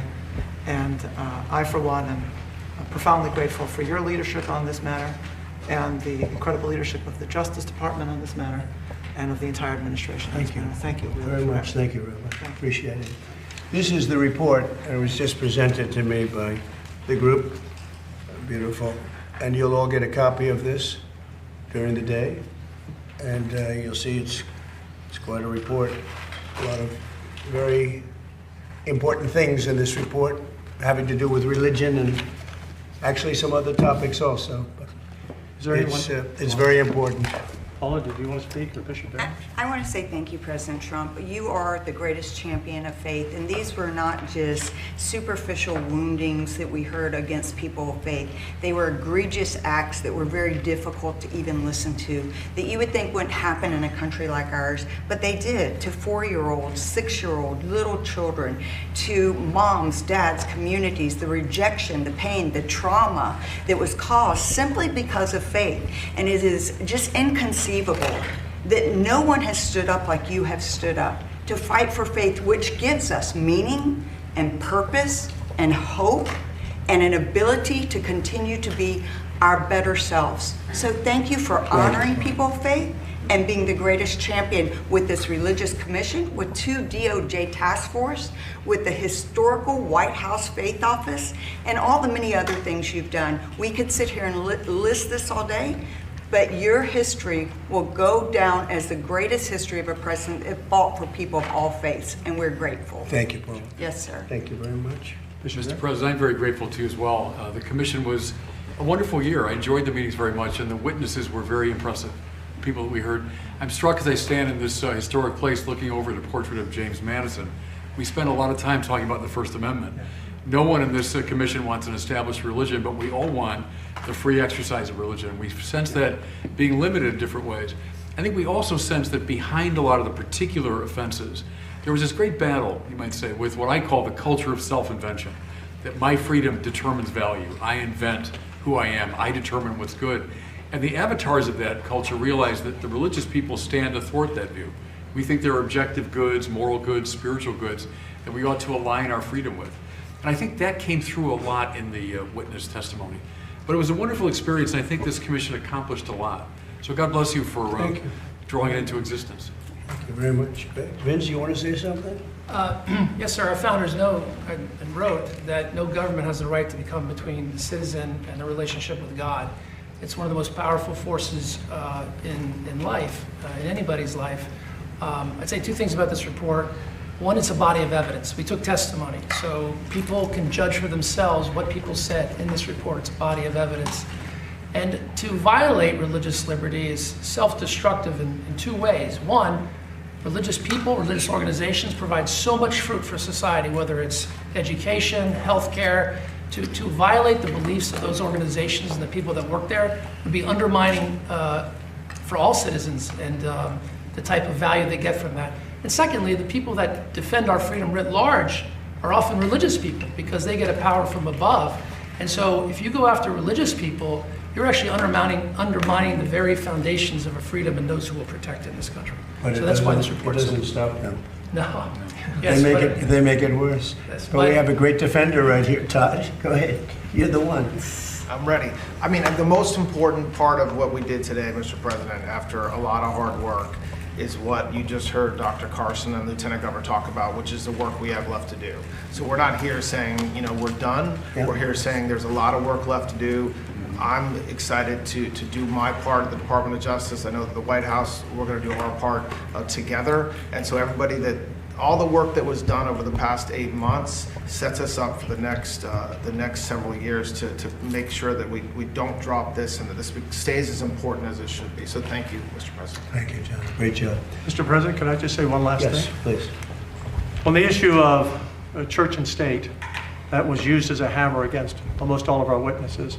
One of the important recommendations that we made, if that happens in the future, if any superior person in the military, a superintendent of a school district, someone in the healthcare system, whoever uses that against someone who is simply standing up for their religious liberty or simply praying in public, that within a short amount of time, if they allege separation of church and state, that public official must in writing explain how that person has violated the Constitution. because, again, the separation of church and state is not in the Constitution.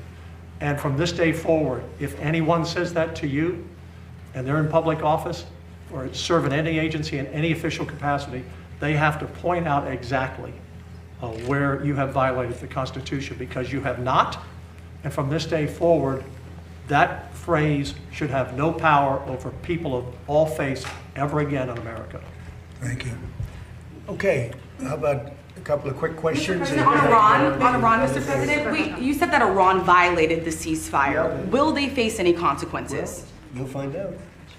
Do you consider the ceasefire to still be in place? I don't like the fact that they took a shot yesterday, actually 4, we knocked down 3, at a ship. Not an allied ship, but a ship, a very expensive ship. And it was fine, but it took a little beating. They shouldn't be doing that, so you'll find out. Will the U.S. You'll find out. Will the U.S. respond? What is your message to Iran after? Respond, you're going to find out. Sir, why do you think they did that if the talks, you've said repeatedly they're going well? What do you think the motivation is for Iran in attacking a ship? They're a little bit different. That's why I think of it, 47 years, no president did what we're doing. So you just asked a question, you'll find out. Okay, I think we had enough. This is so important, I want to have it stand on its own. These people are incredible patriots. They're people of great respect and religion. They're among the most respected people in our country, and I just want to thank Dan and Ben and Todd and Vince and everybody for Paula, always Paula, because she's been here from the beginning. We have a White House office now on faith. Nobody thought that was going to happen. Never happened before.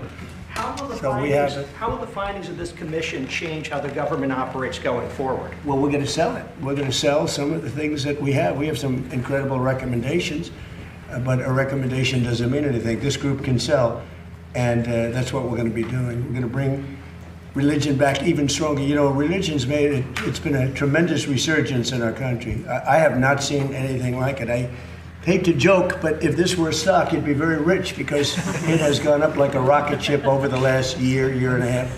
And I'm very honored to be sitting here. Maybe I had something to do with it. But they've made some very strong recommendations, and now we have to convince people to adhere by those regulations. Thank you very much. Thank you, Press. Thank you, Press. Thank you, guys. Thank you, Press. Thank you, Press. Thank you, guys. And you were just watching President Trump at the White House with the members of the Presidential Commission on Religious Liberty, and they're presenting a report as well on protecting religious freedom in the U.S.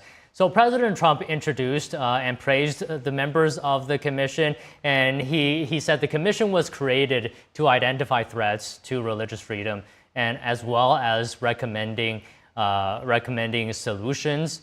So President Trump saying he's never seen the likes of a resurgence of religion in the United States, and joking at the end that if this were a stock, it would be going through the roof right now. All right, let's take a quick break. The Bureau of Alcohol, Tobacco, Firearms, and Explosives cancels a contract for a surveillance tool that would enable warrantless tracking of mobile devices. Stay tuned for more news after this quick break.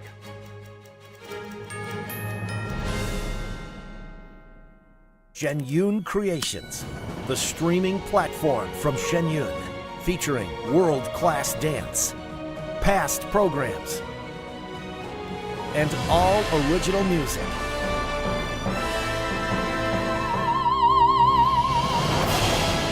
Masterclasses, behind the scenes, comedy, and more. Explore shenyuncreations.com.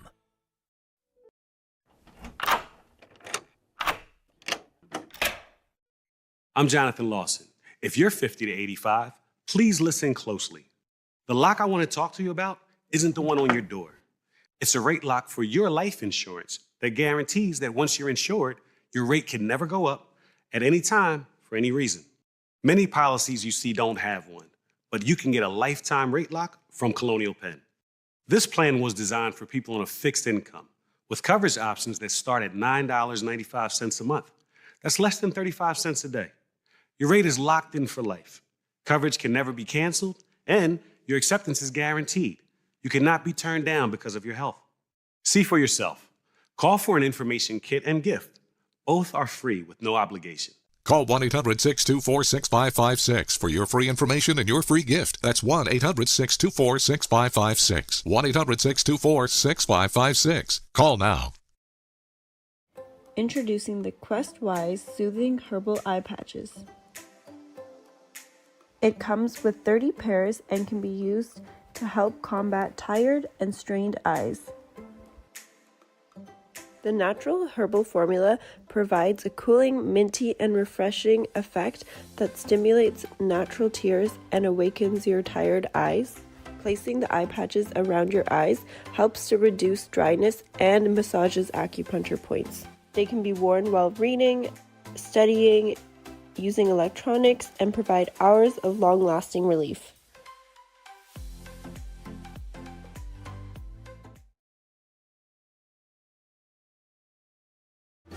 Kids love it. Parents trust it. Obviously. Explore GJW Plus Kids Series and Ganjiong Campus courses led by expert educators. This is spectacular. Children will learn values like respect, responsibility, and knowledge in language, science, and more. Wow. All while having fun. Perfect. Subscribe today at GJW Plus Kids, where learning meets fun. Everybody in my house knows how to ride a bike except me. People ask, how your children learn how to ride a bike and you didn't? I didn't teach them.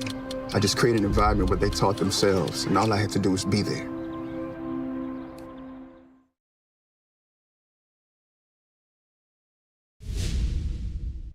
Welcome to NTD Newsroom. I'm Don Ma. President Trump sounding the alarm on what he calls the biggest threat facing our nation since its founding. What he's warning about and why he says Americans have a way to turn it around. President Trump reacts after Iran attacks a cargo ship in the Strait of Hormuz, and he threatens consequences for Europe if they impose a special tax on American companies. Israel and Lebanon signed a framework agreement on ending hostilities. What Secretary of State Marco Rubio says about the progress made. The man accused of sparking California's deadly Palisades fire will face a new trial after a jury failed to reach a verdict. 2 Venezuelan nationals are sentenced for conspiring to steal millions of dollars from ATMs. It's a crime commonly referred to as ATM jackpotting. Over 900 people are now confirmed dead in Venezuela, and thousands more are estimated to have been killed after 2 powerful earthquakes hit the country. The first American rescue teams are already in Venezuela.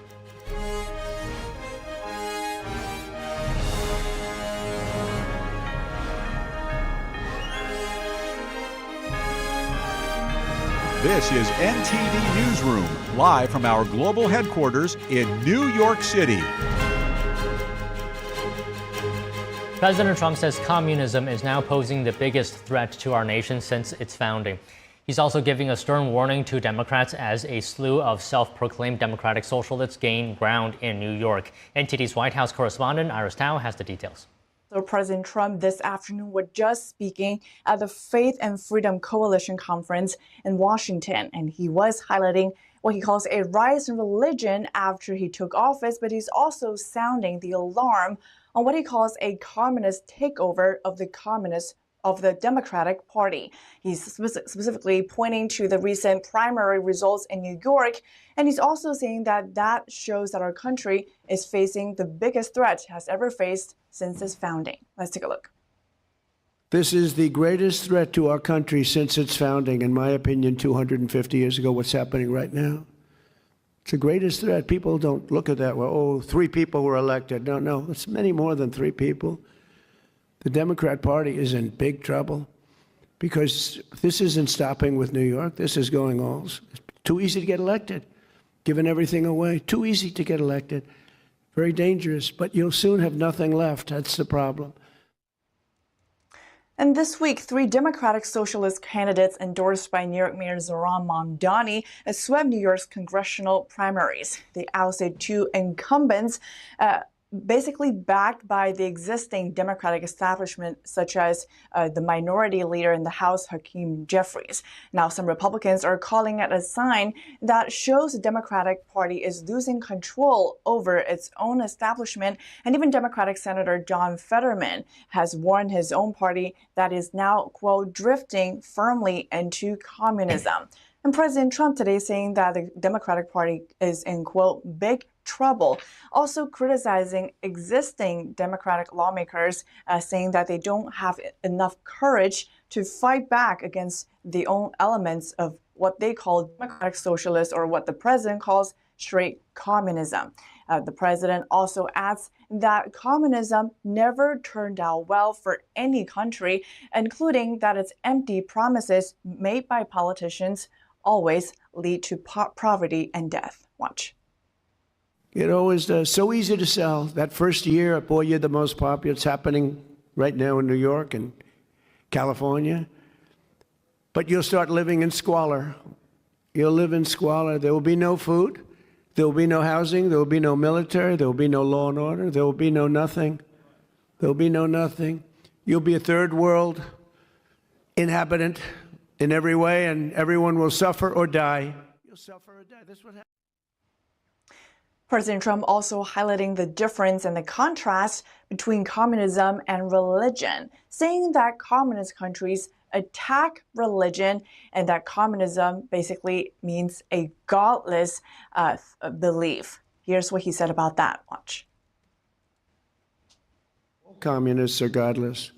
They don't believe in God. All communist countries attack religions violently. It's part of their deal. That said, the president says there is hope for the country as he's calling on Americans to go out and vote in upcoming midterms, calling it a vital chance that would determine the direction of the country. He's also calling for the passage of the Safe America Act, which he says would boost election integrity and make sure that the country stays on the right path. Back to you. And Iris, the president also mentioned Iran today. What did he say on that? Right. So during the speech, the president again emphasizing the ultimate goal to make sure that Iran does not have a nuclear weapon. It comes, though, amid new tensions, as today the president says that Iran made a foolish violation of the ceasefire by firing at least four one-way attack drones at ships traveling through the Strait of Hormuz. Now, remember, the U.S. and Iran have signed a memorandum of understanding that is now creating this ceasefire in the short term, while two sides continue to hash out a final deal. It remains to be seen, though, if the new tensions as well as the recent discrepancies in what the two sides are describing when it comes to the terms of the deal will cause any new disturbances to the ongoing truce. Back to you. Okay, Iris, thank you. Following a military funding request from the White House, Republicans are gearing up a third party line package. In addition to providing supplemental funding, the House Speaker wants to use this as a way to pass the Save America Act. But some members aren't convinced. NTD's Melina Weisgott reports. Republicans working on the third major party line package to bypass Democrat opposition in the Senate. It will largely be focused on replenishing weapon stockpiles and increasing funding for the military. But we've got to resupply our munitions. That is the number one concern I hear from generals, and it's a reality. We have spent a lot of munitions for Ukraine, and now with this conflict in Iran, to make sure that they never have a nuclear weapon, there is a cost to that. Several Republicans are also insisting that the final package is fully paid for. How in the world are we going to balance a buildup of the military, replacing stocks that we desperately need, with the fact that we should not be driving our debt and deficit deeper? So that is the challenge we have ahead of us, and I'll admit it's a challenge. Congressman Alford told NTD the original plan for the third package was to include many elements, but the longer discussions go on, the more narrow the package will get. Originally that we had housing, energy, healthcare, and fraud as part of those programs. We don't know exactly where this is going to end up. This is what the reality is. It's going to be a narrow scope, more narrow scope.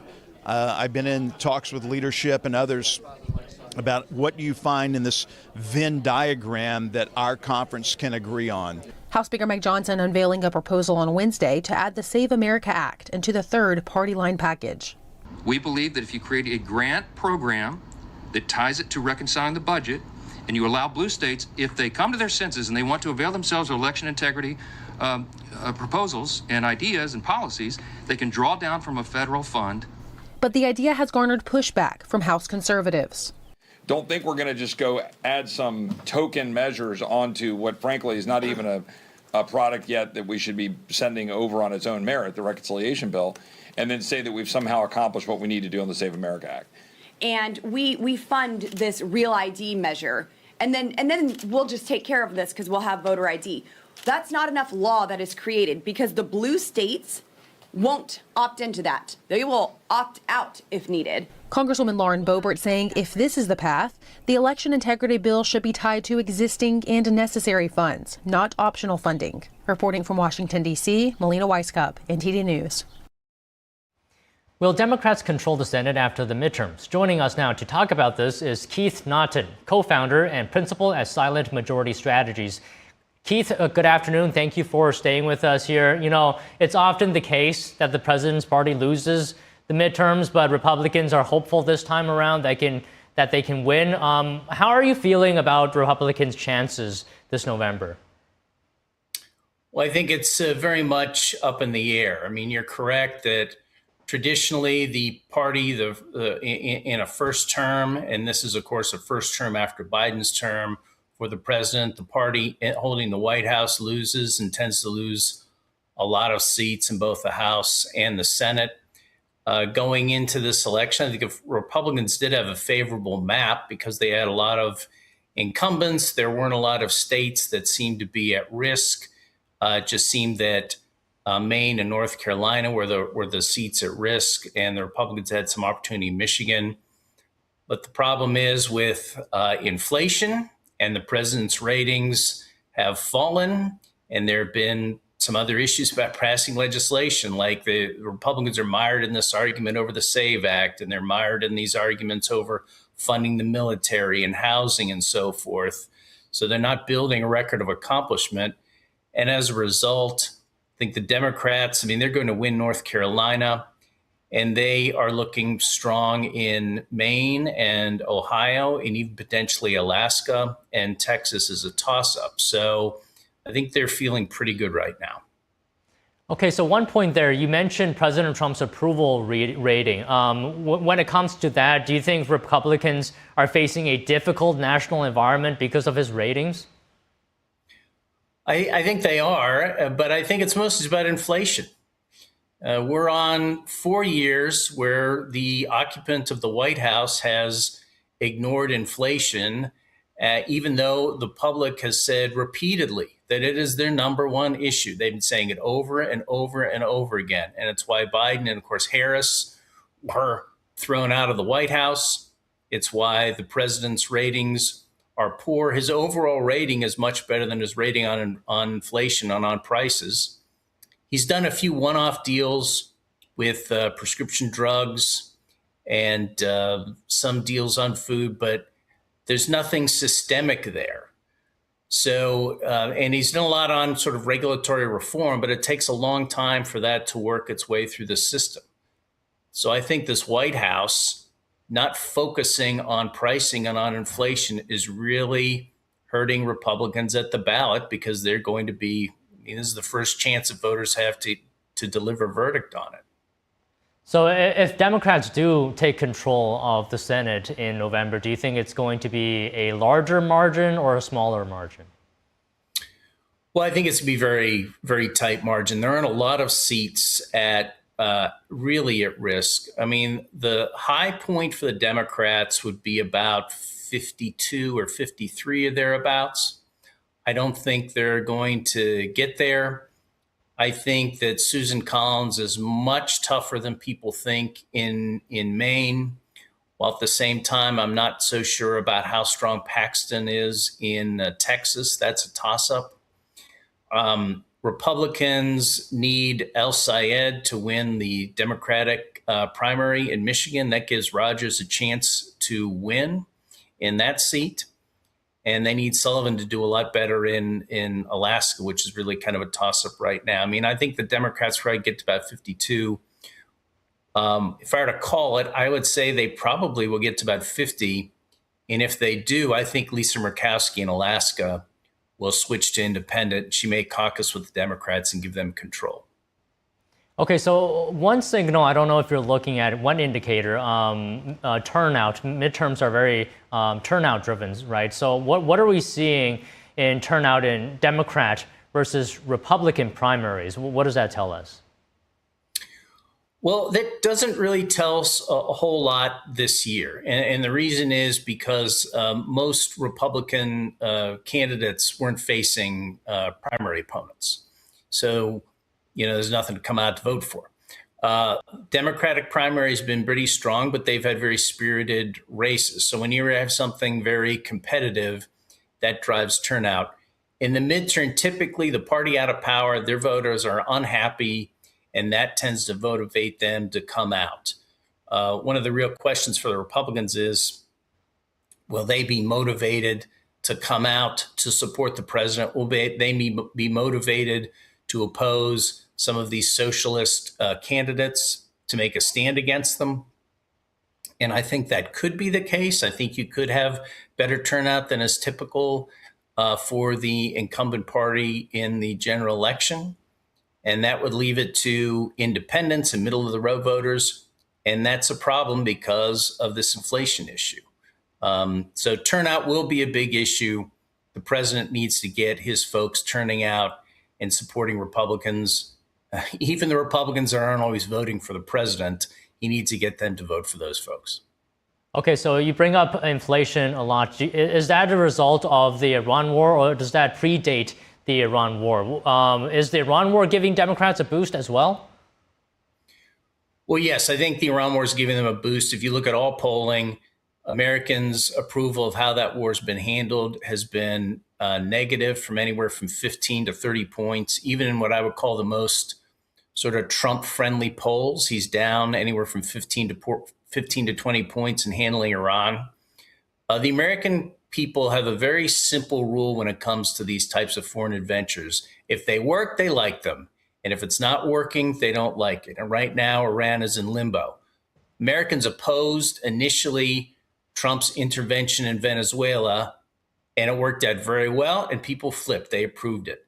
Trump's got to get a success in it here in Iran, and that's a huge issue because, quite frankly, he's negotiating with a government that barely exists. That government and the people he's negotiating with don't have control over their own country. So it's going to be very slippery for him to get a deal. So I think that's hurting him. The rise in energy prices is definitely a problem. I mean, the roots of inflation go back to Biden. I mean, his incompetence have really set off inflation.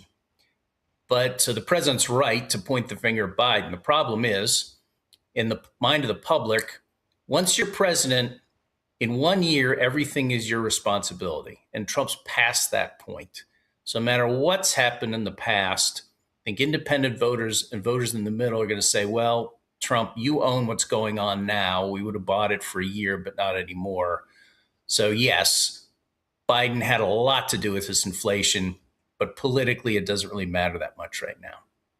Yeah, it is a difficult situation. And we just heard that Iran, according to Trump's words, broke the ceasefire by sending a drone attacking a cargo vessel. So it's certainly a messy situation over there. Let me just ask you one more thing. What do you think are the chances of Republicans controlling the House in November versus Democrats? Well, I think it's very low. They only have 218 seats right now. I think 2 of the 3 open seats are generally Republican seats. They've got a very narrow majority.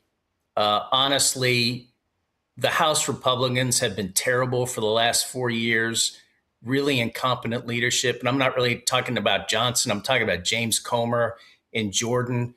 You know, they spent 2 years failing to impeach Joe Biden when the real scandal was the guy was a vegetable in the Oval Office. I mean, these guys can't get anything done. They weren't passing legislation. They never developed a real agenda.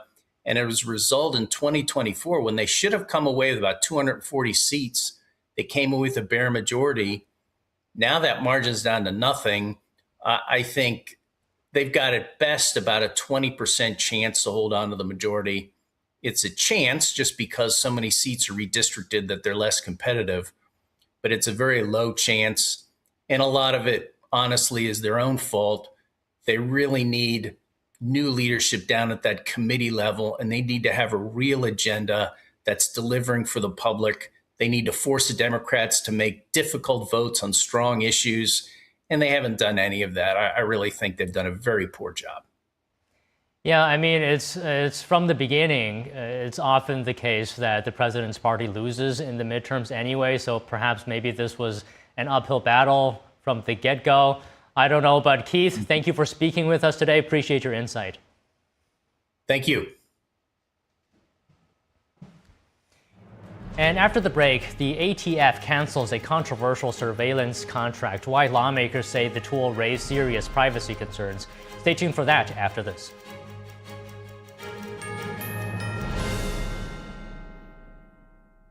With Select Specs £6 specs, you can get 10 pairs of prescription glasses for just £60.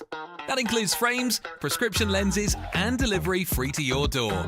And what makes this really special is each pair can have a different prescription. So it's glasses for everyone. SelectSpecs.com/£6. 10 frames, all with prescription lenses and delivery for just £60. You don't get that on the high street. Right now you can save an extra 5% with offer code CG5OFF. Hi, my name is Brady. When I was born, my parents thought everything was okay. My mom and dad were so excited to take me home. I still get goosebumps telling this story. Several days in, his skin started to become very cold and clammy. We noticed that he had become blue around his mouth, and something was just very off. We packed up as fast as we could. Brady stopped breathing twice on the way to the pediatrician. And that was one of the #1 things that just haunts me to this day. I was born with a congenital heart defect called aortic coarctation. If my parents waited just one more hour to drive me to the hospital, I would not be here today. But thanks to research funded by the American Heart Association, I had heart surgery that saved my life. But not every kid is as lucky as me, which is why we need your help. Just call the number on the screen or go to helpheart.org. For only $19 a month, just 63 cents a day, you can help. Get people trained in CPR. Get more hospitals certified in high-quality cardiovascular care. And help fund the next medical breakthroughs to help save kids like me. When you donate to the American Heart Association, you're helping save lives like my son. And now, my son is happy and healthy, thanks to the support of people like you. When you call with your $19 a month, you'll get this really cool t-shirt as a thank you. Many children die from congenital heart defects. I can't wait to grow up to become a heart surgeon and fix babies' hearts, but until then, I'll keep helping the American Heart Association. So please join me.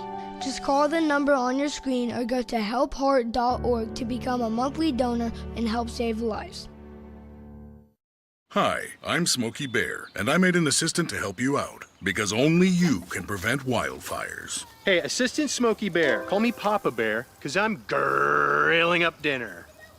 Do you get it? Yes, good job. So, what should I do with all these coals? Don't just toss them out. Put them in a metal container because those embers can start a wildfire. I understand.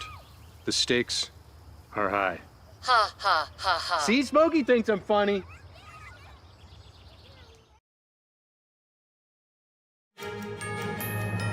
A Utah judge has ruled that Tyler Robinson can face the death penalty if convicted of aggravated murder. Robinson is accused of assassinating Charlie Kirk, the founder of Turning Point USA. Robinson's defense team moved to prevent the state from seeking the death penalty earlier this month. The defense claimed that prosecutors violated court rules late last year after publicly commenting about bullet fragment tests and the strength of evidence against Robinson. They argued the comments could improperly influence potential jurors. The judge held Deputy Utah County Attorney Christopher Ballard in contempt of court for his comments about the strength of the evidence against Robinson. But the judge agreed that prosecutors were within the rules for correcting media reports that inaccurately portrayed the results of ballistic tests. The judge said he would take additional steps to guarantee a fair jury selection process. A judge declared a mistrial today in the federal arson case against Jonathan Rinderknecht.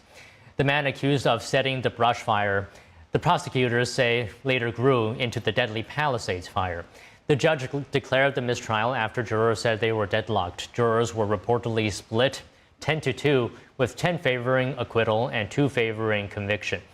The jury had initially told the court it had reached a verdict, but later said it could not reach a unanimous decision. Federal prosecutors immediately announced they plan to retry the case. Prosecutors allege Rinderknecht intentionally set a brush fire on New Year's Eve 2025 that smoldered for days before erupting into the Palisades fire. The defense argued there was no direct evidence linking him to the blaze and said authorities failed to fully extinguish the fire after it was first discovered. Rinderknecht has been in custody for 10 months and faces up to 45 years in prison if convicted on 3 federal arson counts. Former National Security Advisor John Bolton pleading guilty today to 1 count of retaining national security information. The information was related to his work under the first Trump administration. Bolton has since turned into a vocal critic of the president. In a federal courthouse in Maryland, he admitted that he shared national security information with his wife and daughter. Bolton was originally charged last October with 8 counts of transmitting classified information and 10 counts of retaining classified information. He faces up to 5 years in prison and has agreed to pay over $2 million in fines. He will be sentenced on October 28th. 147,000 missing migrant children have been found by the Trump administration so far. This is according to White House border czar Tom Homan. He spoke at a conservative event earlier this morning touting the administration's immigration policies. Here's what he said on the missing children. The last administration, nearly 500,000 children were smuggled into this country, separated from their parents, put in hands of criminal cartels, and released to unvetted sponsors. Many of the addresses provided by the sponsors didn't exist. We're out there looking for these kids, and the address is a supermarket, a parking lot, a church, shopping mall. Many of the IDs provided by the sponsors were fraudulent. But under President Trump's leadership, we have already found 147,000 of these children. Now, many of these children were safe for their family, just hiding out because they didn't want to be deported. But many, too many, were victims of sex trafficking and forced labor. According to the Department of Homeland Security, during the Biden administration, 450,000 unaccompanied migrant children have lost contact with the authorities inside the country. Most of them were located in cities with sanctuary policies. Holman also criticizing the media's portrayal of the administration's policies as inhumane, arguing strict border enforcement saves lives. Take a listen. Studies are done by independent groups. Up to 31% of women that make that journey coming to the United States get sexually assaulted.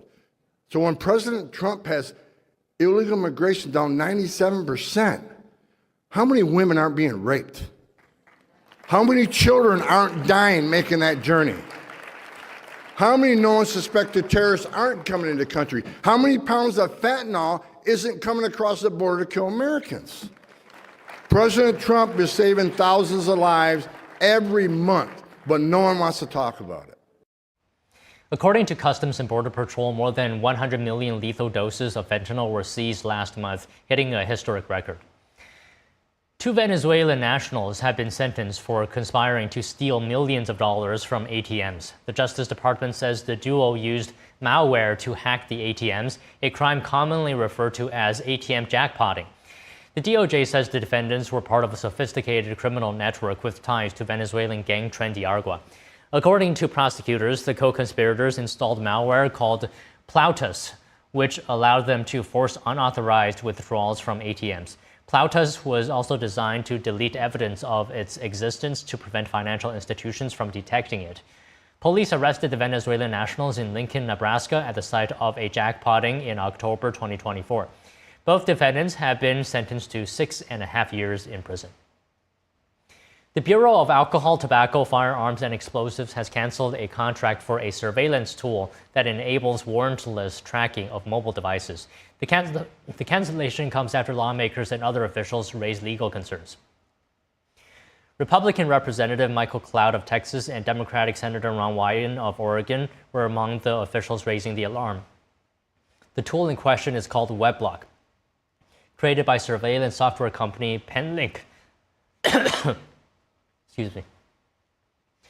WebLock sources data from consumer apps and advertising networks. Those apps and networks collect the location of mobile devices from consumers who download apps or browse the web. In 2018, the Supreme Court ruled that police need a warrant to obtain a subsex movement data from cell phone companies. The High Court has never addressed the growing practice of commercially acquired data. The White House is calling damage to the Lincoln Memorial reflecting pool targeted sabotage. Fencing has been put up around the pool ahead of Washington, D.C.'s Independence Day fireworks. However, this year it's up earlier than normal. NTD correspondent Jason Blair has more. We caught some people vandalizing our beautiful reflecting pool. U.S. Park Police releasing video footage of a person allegedly committing an act of vandalism at the Lincoln Memorial reflecting pool in Washington, D.C. on June 19th.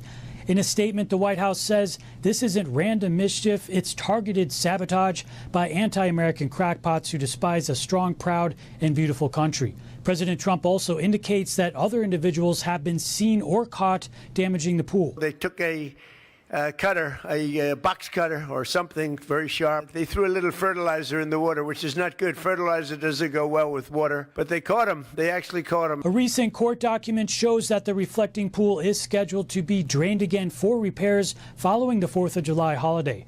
The document also states that park police responded to damage reports, including, quote, caulk over the foam sealant that was cut with a sharp knife or razor, destruction of delaminating surface material. In addition, approximately 70 fence post tops were thrown into the pool. The pool is currently fenced off, which is normal protocol for the 4th of July celebrations. However, this year the fencing was put up earlier than usual.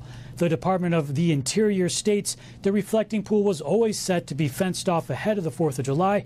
As in years prior, one of the launch pads for the fireworks is around the pool, so fencing is put up to ensure public safety. The reflecting pool was designed by architect Henry Bacon, who also designed the Lincoln Memorial. The pool was finished in 1923 and is designed to reflect the Lincoln Memorial and Washington Monument along with the sky. Reporting in Washington, D.C., Jason Blair, NTD News. The Education Board in Texas has approved a required reading list for more than 5 million public school students that includes Bible passages. The list includes literary works such as Charles Dickens' Great Expectations, as well as passages from the New Testament. Critics argue the titles lack teachings from other faiths and blur the separation of church and state enshrined in the U.S. Constitution. Supporters say Judeo-Christian traditions were a key part to the nation's founding and should therefore be upheld in school education. Rollout will start with elementary school students in 2030. During his run for New York City, Mayor Zohran Mamdani promised voters a rent freeze. On Thursday evening, a board he controls approved the measure. The freeze covers both 1- and 2-year leases for people living in about 1 million rent-stabilized apartments. NTD's Sean Marshall has more. The motion passes. An ecstatic crowd cheered as a New York City Housing Board voted on Thursday to freeze the rents for about 1 million regulated apartments for up to 2 years. But not everyone is happy about the rent freezing. Kenny Burgos, CEO of the New York Apartment Association and landlord lobbying group, says this will only result in more dilapidated housing and potentially more foreclosures and bankruptcies, which the city is wholly unprepared for. Economically, this is significant, okay? This will save the hundreds of thousands of New Yorkers living in rent-stabilized apartments about $540 a year, okay? If this rent freeze is sustained over the next several years, this could potentially mean billions of dollars of spendable income, spendable money being spent in the city. There will be significant consequences also. There are a very strong reaction from the business and the real estate community, highlighting a lot of the concerns about rent freezes. And if passed as prologue, we can expect, unfortunately, a lot of those negative consequences to come to fruition. A summary of Proposal 1 is as followed. 1-year lease, 0%. 2-year lease, 0%. Lofts, 1-year increase period, 0%. 2-year increase period, 0%. Special guideline and fee-controlled units, 49% above the maximum base rent. The rent freeze vote fulfills a central campaign promise of Mayor Zohran Mamdani only months into his term. It represents a big part of his political legacy to accomplish this. I think that's very significant. It also raises questions of the neutrality of the Rent Guidelines Board. Yesterday, you saw Christina Smith resign prior to this approval to do the 2-year rent freeze.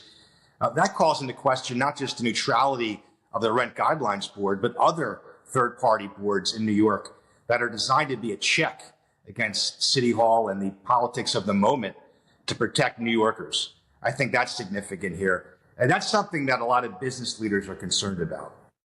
Some landlords, from mom and pop owners of a single building to wealthy private equity investors, say they are forced to hike rents on unregulated market rate apartments to recoup losses on their rent stabilized units. Sean Marshall, NTD News.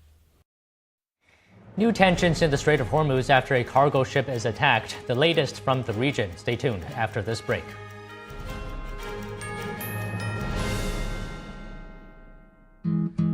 Where did the time go? Somehow I lost all those years. Where did the time go? I don't know how I got here. Or how did I get here?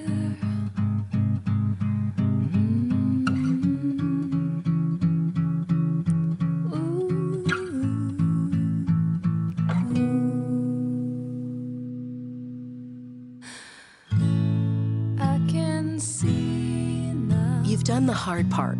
You quit smoking. Now do the easy part and get scanned for lung cancer. If you smoked, you may still be at risk, but early detection could save your life. Talk to your doctor and learn more at savedbythescan.org. There is a road laid out for me. Boxes everywhere, and this is gonna be Addie's room. I am blind, You're really gonna like it. I hope so. Yeah. I know this road is there for me. There is a long way. First night here, but Amy seems cool. The way it's down by the river. I am blind, but I need not see. I got this. I know this road is there for me. Okay. If I'm really free, take me down to the river and wash me.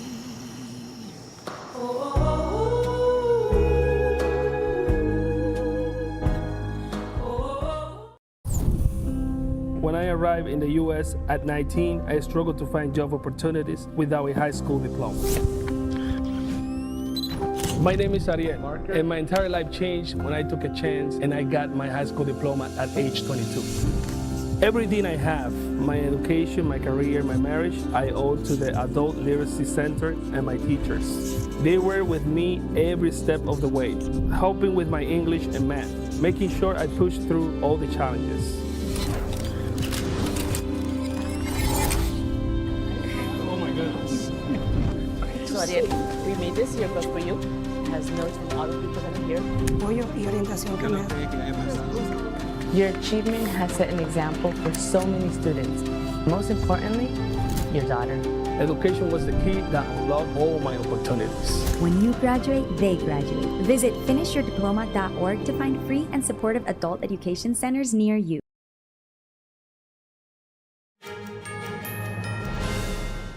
The Iranian regime is trying to assert control over shipping in the Strait of Hormuz. This comes after a cargo ship was attacked in the strait yesterday. Iran's deputy foreign minister says that transit through the Strait of Hormuz is only possible via routes approved by Tehran.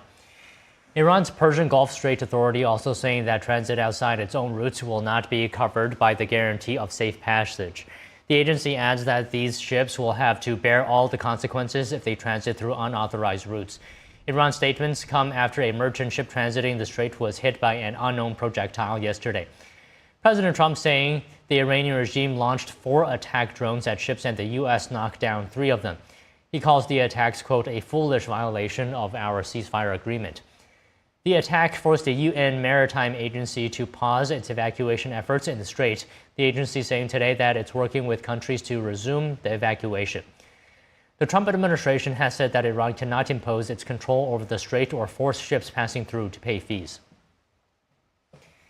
Israel and Lebanon are signing a framework agreement to end hostilities. The Trump administration brokered the trilateral framework. It's the beginning of the beginning. There's a lot of work ahead. We don't in any way underestimate the difficulty of the task ahead, but we understand the importance of it, how vital it is, and we are honored to have played a part in bringing this together. In this performance-based trilateral framework agreement, Iran is out, Hezbollah is out, and the road to peace between Israel and Lebanon is in. The agreement comes after delegates from Israel and Lebanon met with U.S. officials in Washington, D.C. over 4 days. The deal aims to lead to a future agreement on broader peace. Under the agreement, Israel will withdraw from some areas in southern Lebanon and transfer them to the Lebanese military. All 3 sides say the people of Israel and Lebanon need to be able to live in peace and security, and say they believe the agreement today is one step closer to achieving that. Treasury Secretary Scott Bessent says he believes gas prices should fall soon below levels before the war began. He made the comments at a conservative event earlier today. This is a energy-induced inflation, and we are actually lower now than we were on February 27th in crude oil markets. And I think gasoline takes a little longer to come back down, but I think we'll be right back down. And I think we actually may be lower because the world is awash in crude. Oil prices fell to their lowest level since before the Iran war this week, as tanker traffic through the Strait of Hormuz continued to recover. Secretary Bessent predicts inflation will return to the target rate of around 2% in July. Bessent also touted the administration's pro-business and pro-growth policies, saying businesses are investing 17% more in the first quarter of this year, which will lead to more jobs. Meanwhile, President Trump is threatening some European countries with 100% tariffs. That is, if they choose to proceed with the digital services tax on American companies. The digital services tax targets the revenue of the world's largest giants in tech, which are usually U.S. companies. Over a dozen countries levy such a tax. France, for example, has levied a 3% digital services tax since 2019. Last week, French President Emmanuel Macron said that he will not scrap the tax despite U.S. pressure.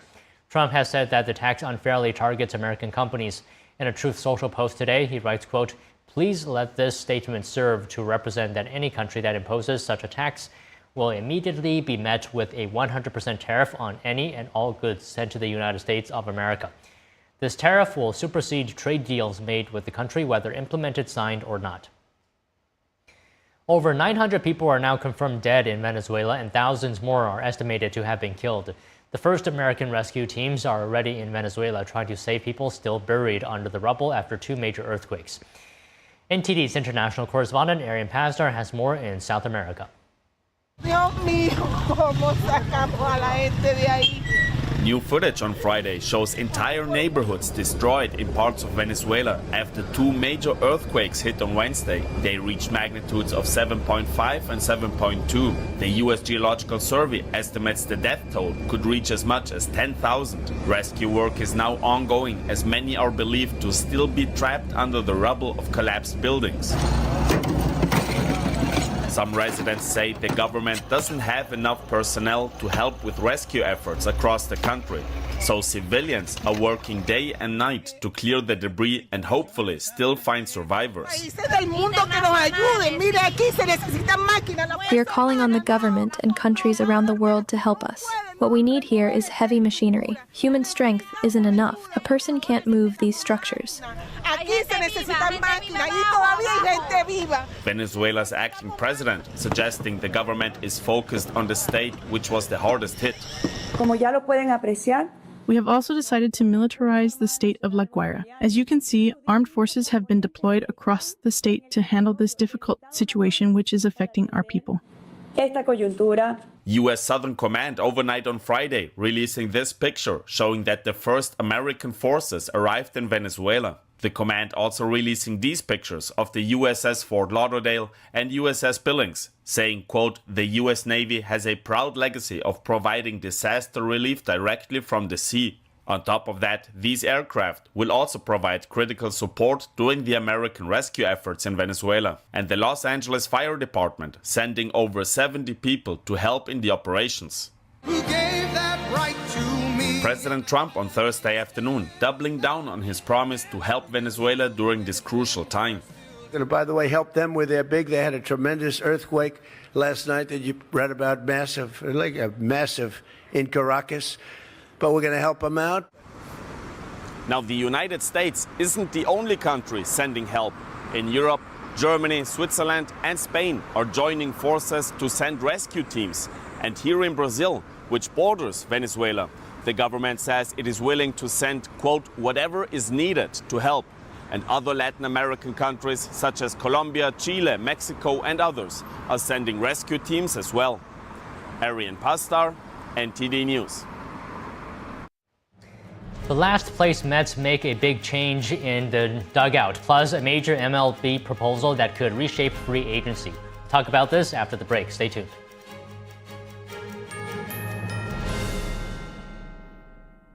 The bladder control aisle. You won't shop here again. Your private business is your own. The constant struggle is over. Now there's a better way. It's HDIS. We home deliver bladder control products. We understand how you feel. For over 25 years, we've home delivered to many of the 20 million Americans who deal with incontinence. We offer all brands. We pay shipping and use plain, unmarked boxes. If we can help you or someone you care for, call for your free product sample pack and $45 in money-saving coupons. Our counselors will help you choose the right product. And unlike stores, we're always in stock. You'll get what you need. Satisfaction guaranteed. HDIS. The better way. For your free sample pack with your free catalog, $45 in money-saving coupons, and free product samples, call 1-800-701-6159. That's 1-800-701-6159. Kids love it. Parents trust it. Obviously. Explore GJW Plus Kids Series and Gone Campus courses led by expert educators. This is spectacular. Children will learn values like respect, responsibility, and knowledge in language, science, and more. Wow. All while having fun. Perfect. Subscribe today at GJW Plus Kids, where learning meets fun.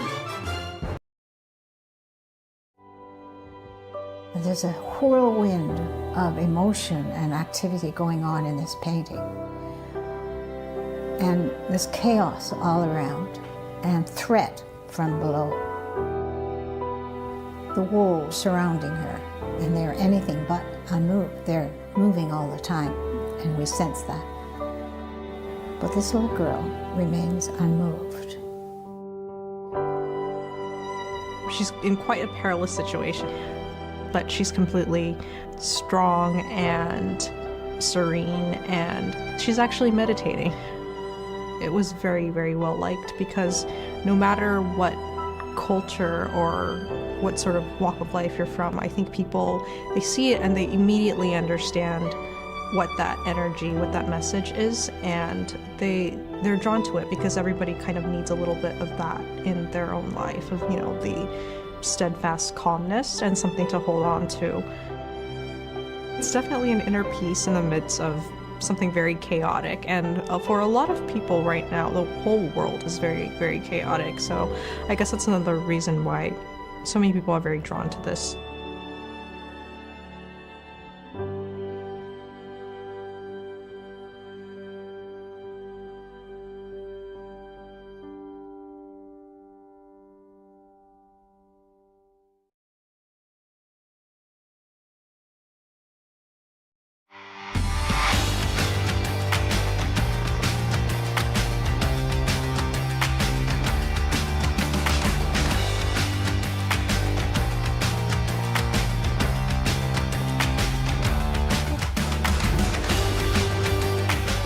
now for your sports news, we're joined by NTD's Dave Martin. Dave, always great to have you here in studio. You doing good this Friday afternoon? I'm doing very well. Thank you for asking, Don. Yeah, glad to hear you're doing well. Very polite here.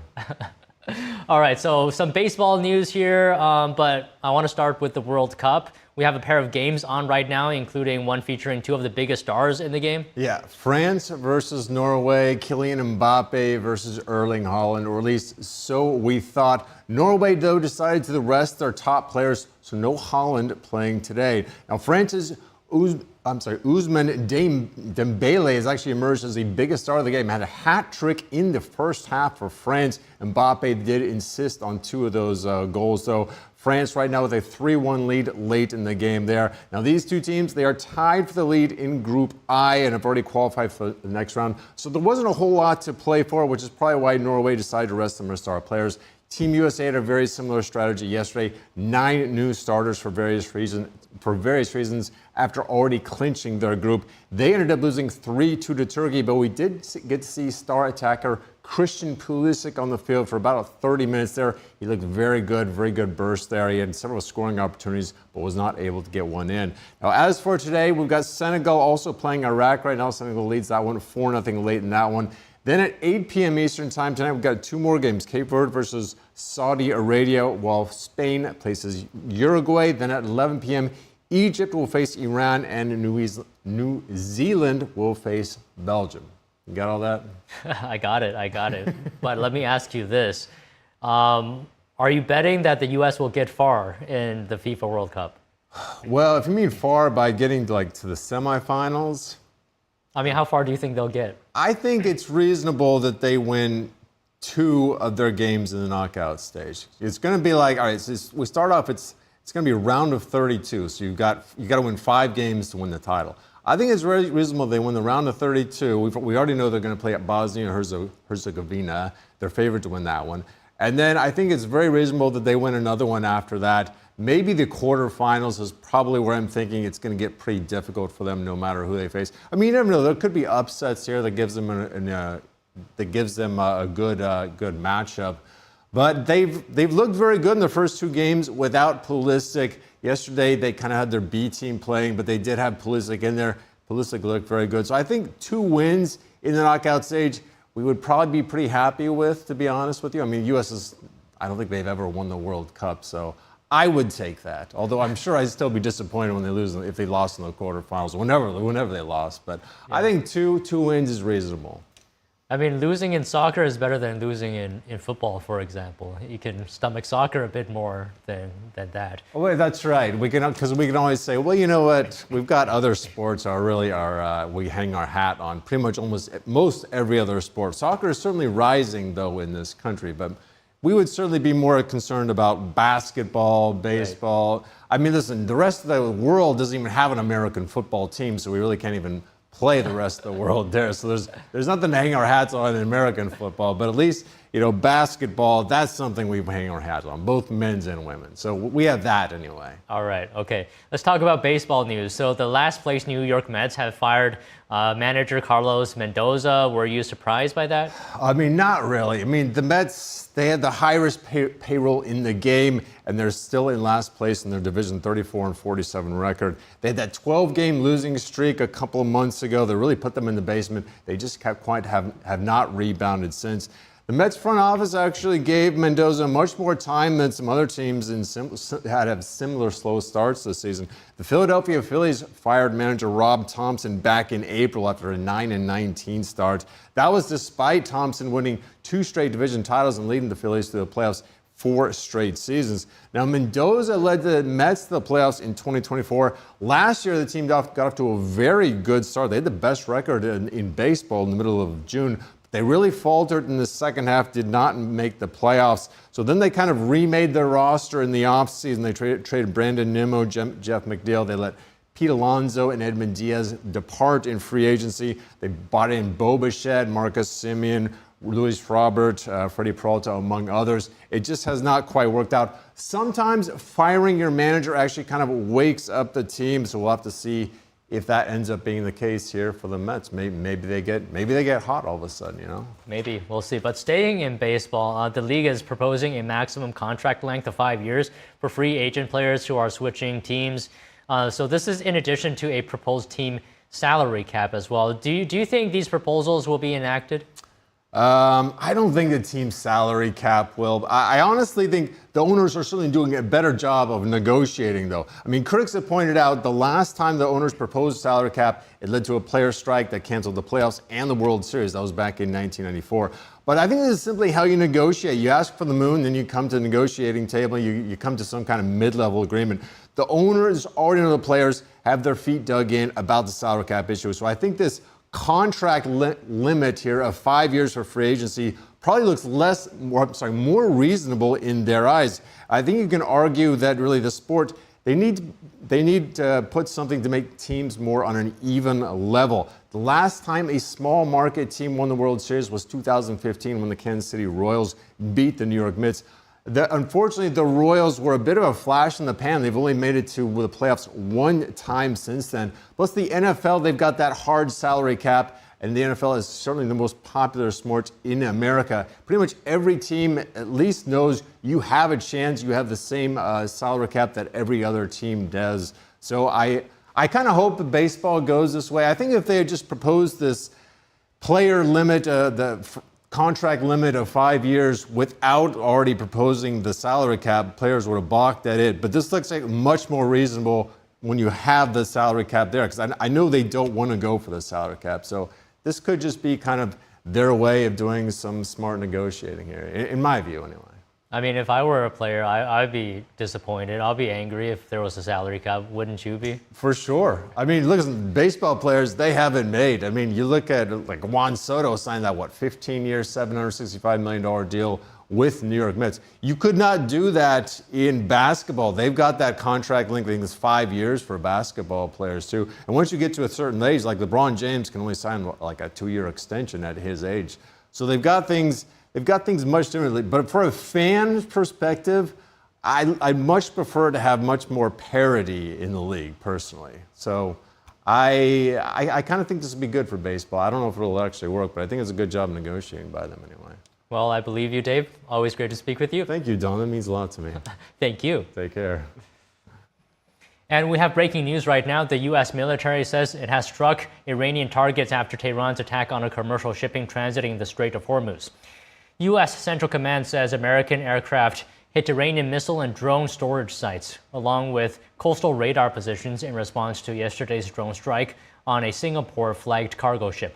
The military says the ship was exiting the strait along the Omani coast when it was hit. CENTCOM calls the attack an unprovoked violation of the ceasefire that threatened freedom of navigation through one of the world's most important shipping lanes. The U.S. says it will force and continue to help protect commercial shipping and ensure safe passage through the Strait of Hormuz. And thank you for watching NTD Newsroom. We'll take a quick break. We'll be back with more. And remember to watch NTD Evening News at 6 p.m. Eastern, 3 p.m. Pacific.